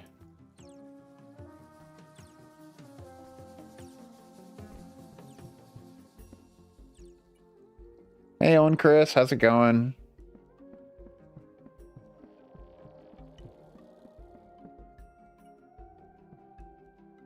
Yeah, I noticed that too, Owen Chris. A lot of people. I actually changed the video's name to be Chest Armor to try to just kind of be like, hey, nope. Not talking about chests. We're talking about armor pieces here.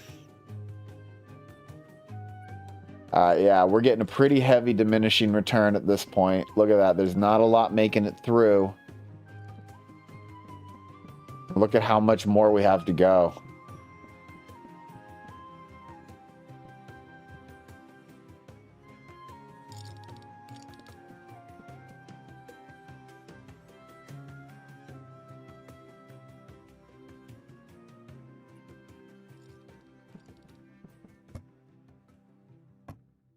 All right, so how far did I make it? Let's see here. 19. This is 20. 17, 16, 15, 14, 13, 12, 11.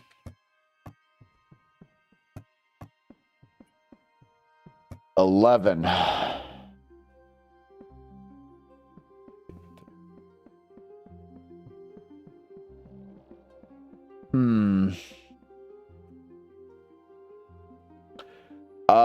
No, Justin, I do not plan to make Silk Song Let's Plays. I actually did make a couple, and you can watch me rage quit quite a few times, and eventually rage quit to the point that I uninstall the game. and I do not plan to ever play Silk Song ever again.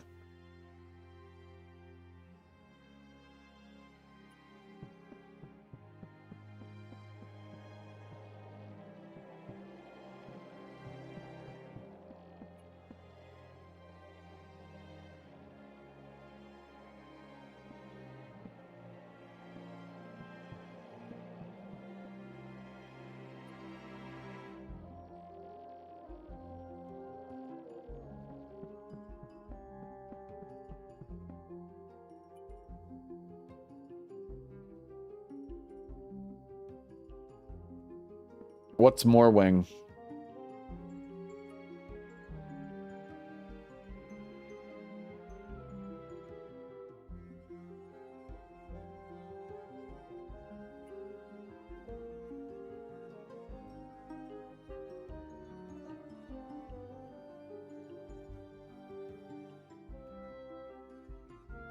Oh, no, that's a boss. Gotcha. No, it was not more wing. I don't think I ever got to more wing. Yeah,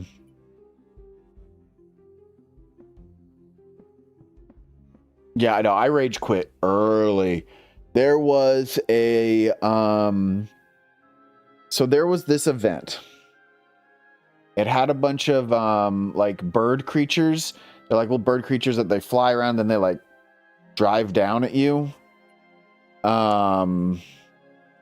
And it had like 2 or 3 different variations of those kinds of bird creatures. And what happened was you had to go into this area. So you're exploring, and you have to drop down into this little pit. And then you have to go into a room, and then you go back up. But once you drop down into that pit, there's no going back up out of the pit until you beat the event, because it goes in like a little circle. And once you beat the event, then you get access to the exit, and you can easily move around the whole area with no real problems. The Crow Arena room. So what kept happening is I had something like 900 pearls on me, or rosary beads on me. I had a buttload of rosary beads on me, and I did not want to lose them. And so I dropped down, was now stuck down. I went into the event. I die at the event. And of course, my cocoon is at the event. So I have to go back down into the room. And now there's no way for me to leave the area without completing the event. After almost 100 failed attempts to beat that event, I rage quit and was like, I'm not playing this game anymore.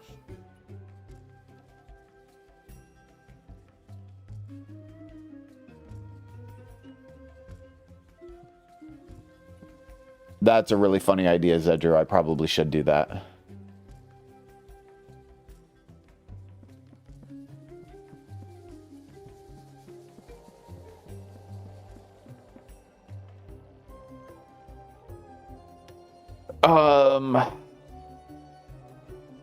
Draken King, should you put all the caves and slime factions together in one farm minus the stone cavelings and put the rest of them into a separate farm? You can. There's certainly no harm in doing it that way.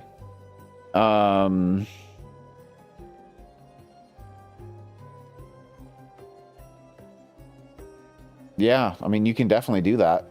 Nothing wrong with that.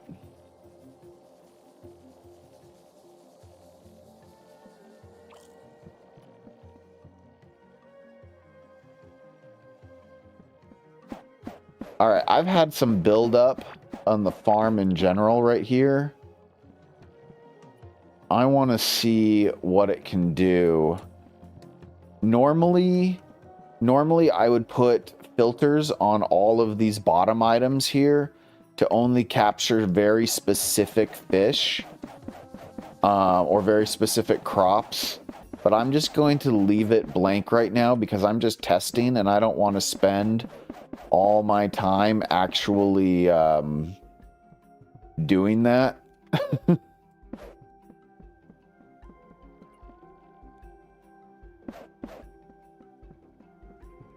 So, because I have a feeling I'm probably going to tear a lot of this out. Because I'm still in testing phases, and while this has been this is an improvement on my previous designs, but it is not quite there yet. But let's just see what happens.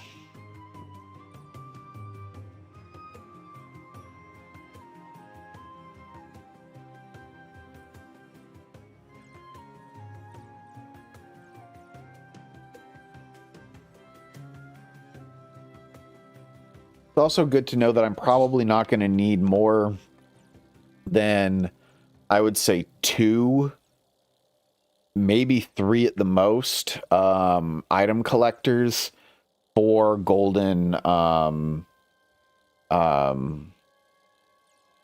golden bloat out. Oh, I already see an area where I messed up.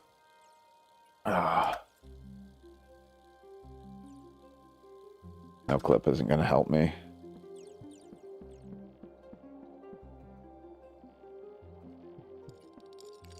Oh man, I messed up all down the farm. Look at that.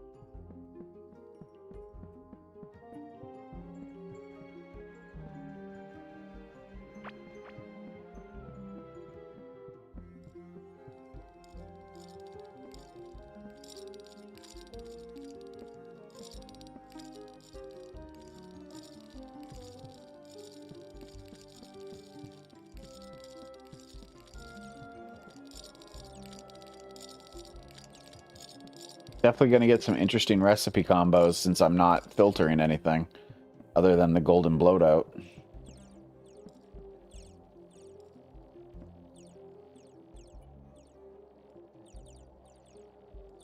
I've also noticed everything's disappearing pretty quickly when it comes to the regular item collector too. I don't think I'm going to need to go this overboard with the item collectors. They're coming in at a steady enough pace that I should probably only need a couple. Not like 10, like I've got here.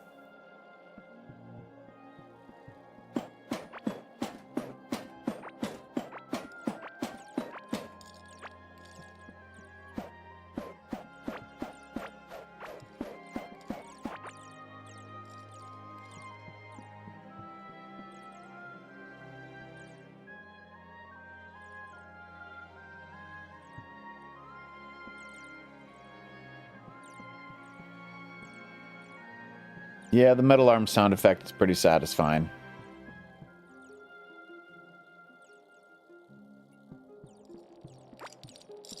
I think I'm going to get rid of those. I'm just going to add some power there, so I'm not worried about that. Alright, so I think 3 and 3 should be enough.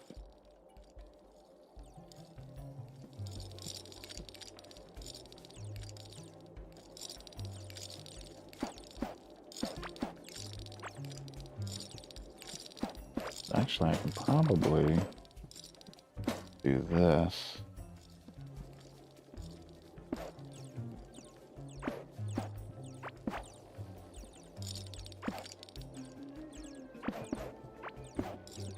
Go.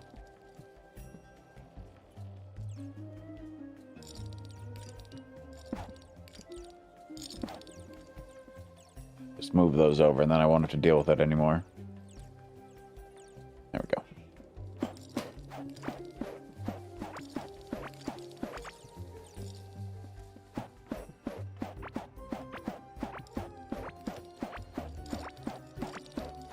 All right, now that's even more compact.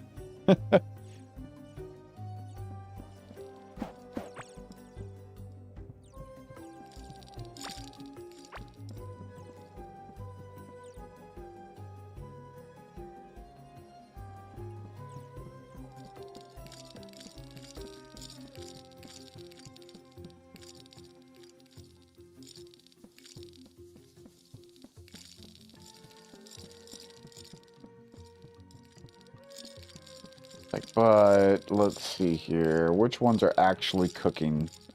Which ones aren't? All right, so right about here is where the cooking kind of stops.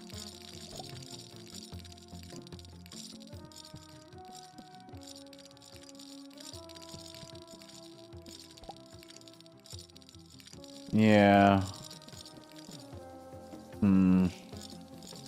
Feel like I'm still not getting enough golden bloat oat. I really think I'm going to need more dedicated golden bloat oat farms pumping into smaller cooking farms. So I think I'm going to need to redesign this whole concept into smaller contained groups of maybe like a golden bloat oat farm and then the other crops that I want combined, and then of course all of the fish and things like that might have to be completely separated. I'll figure this out. I'm gonna think of some ideas. I do another Among Us stream. I absolutely will try. Whether or not I do Among Us is based on a whole bunch of other people, and they all have some pretty crazy schedules. So we'll see. We'll see. I would love to do more Among Us, but the people I play with, we play a whole bunch of different games, and so we'll see what we can do.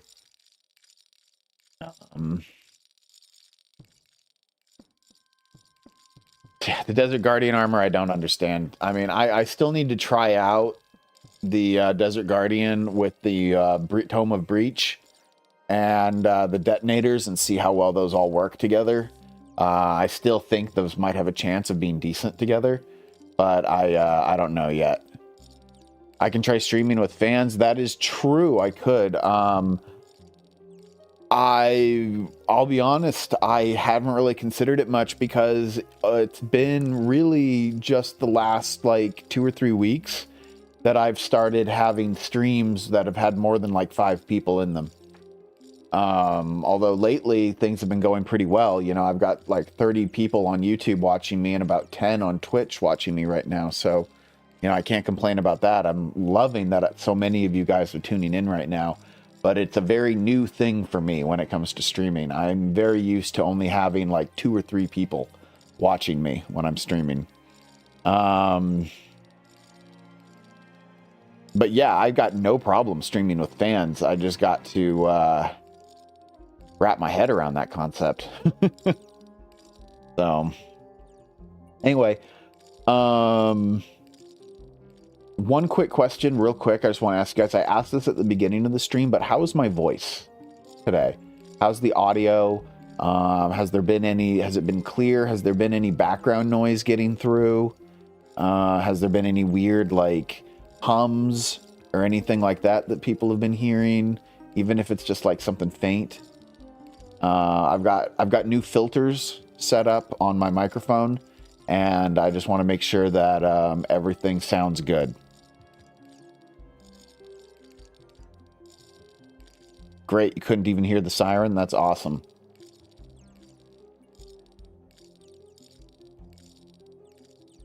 Awesome, awesome. Yeah,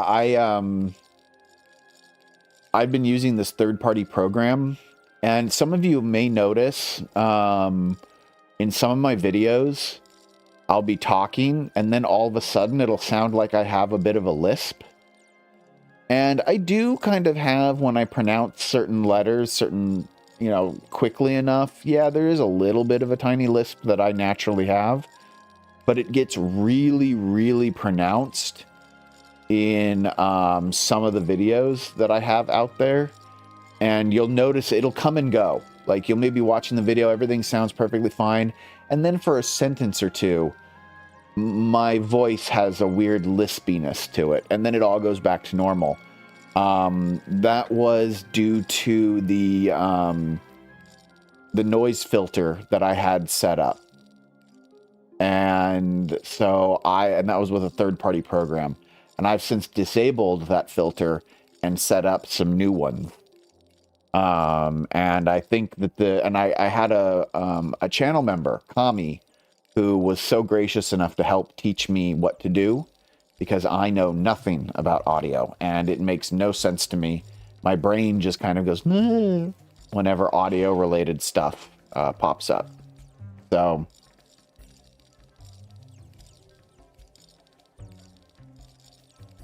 the voice is clear, the volume, maybe volume a bit up in the game.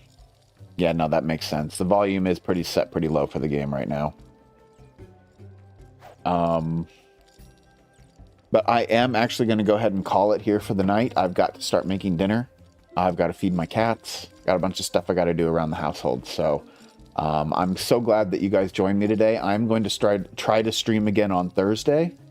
I've got more videos dropping tomorrow and Friday.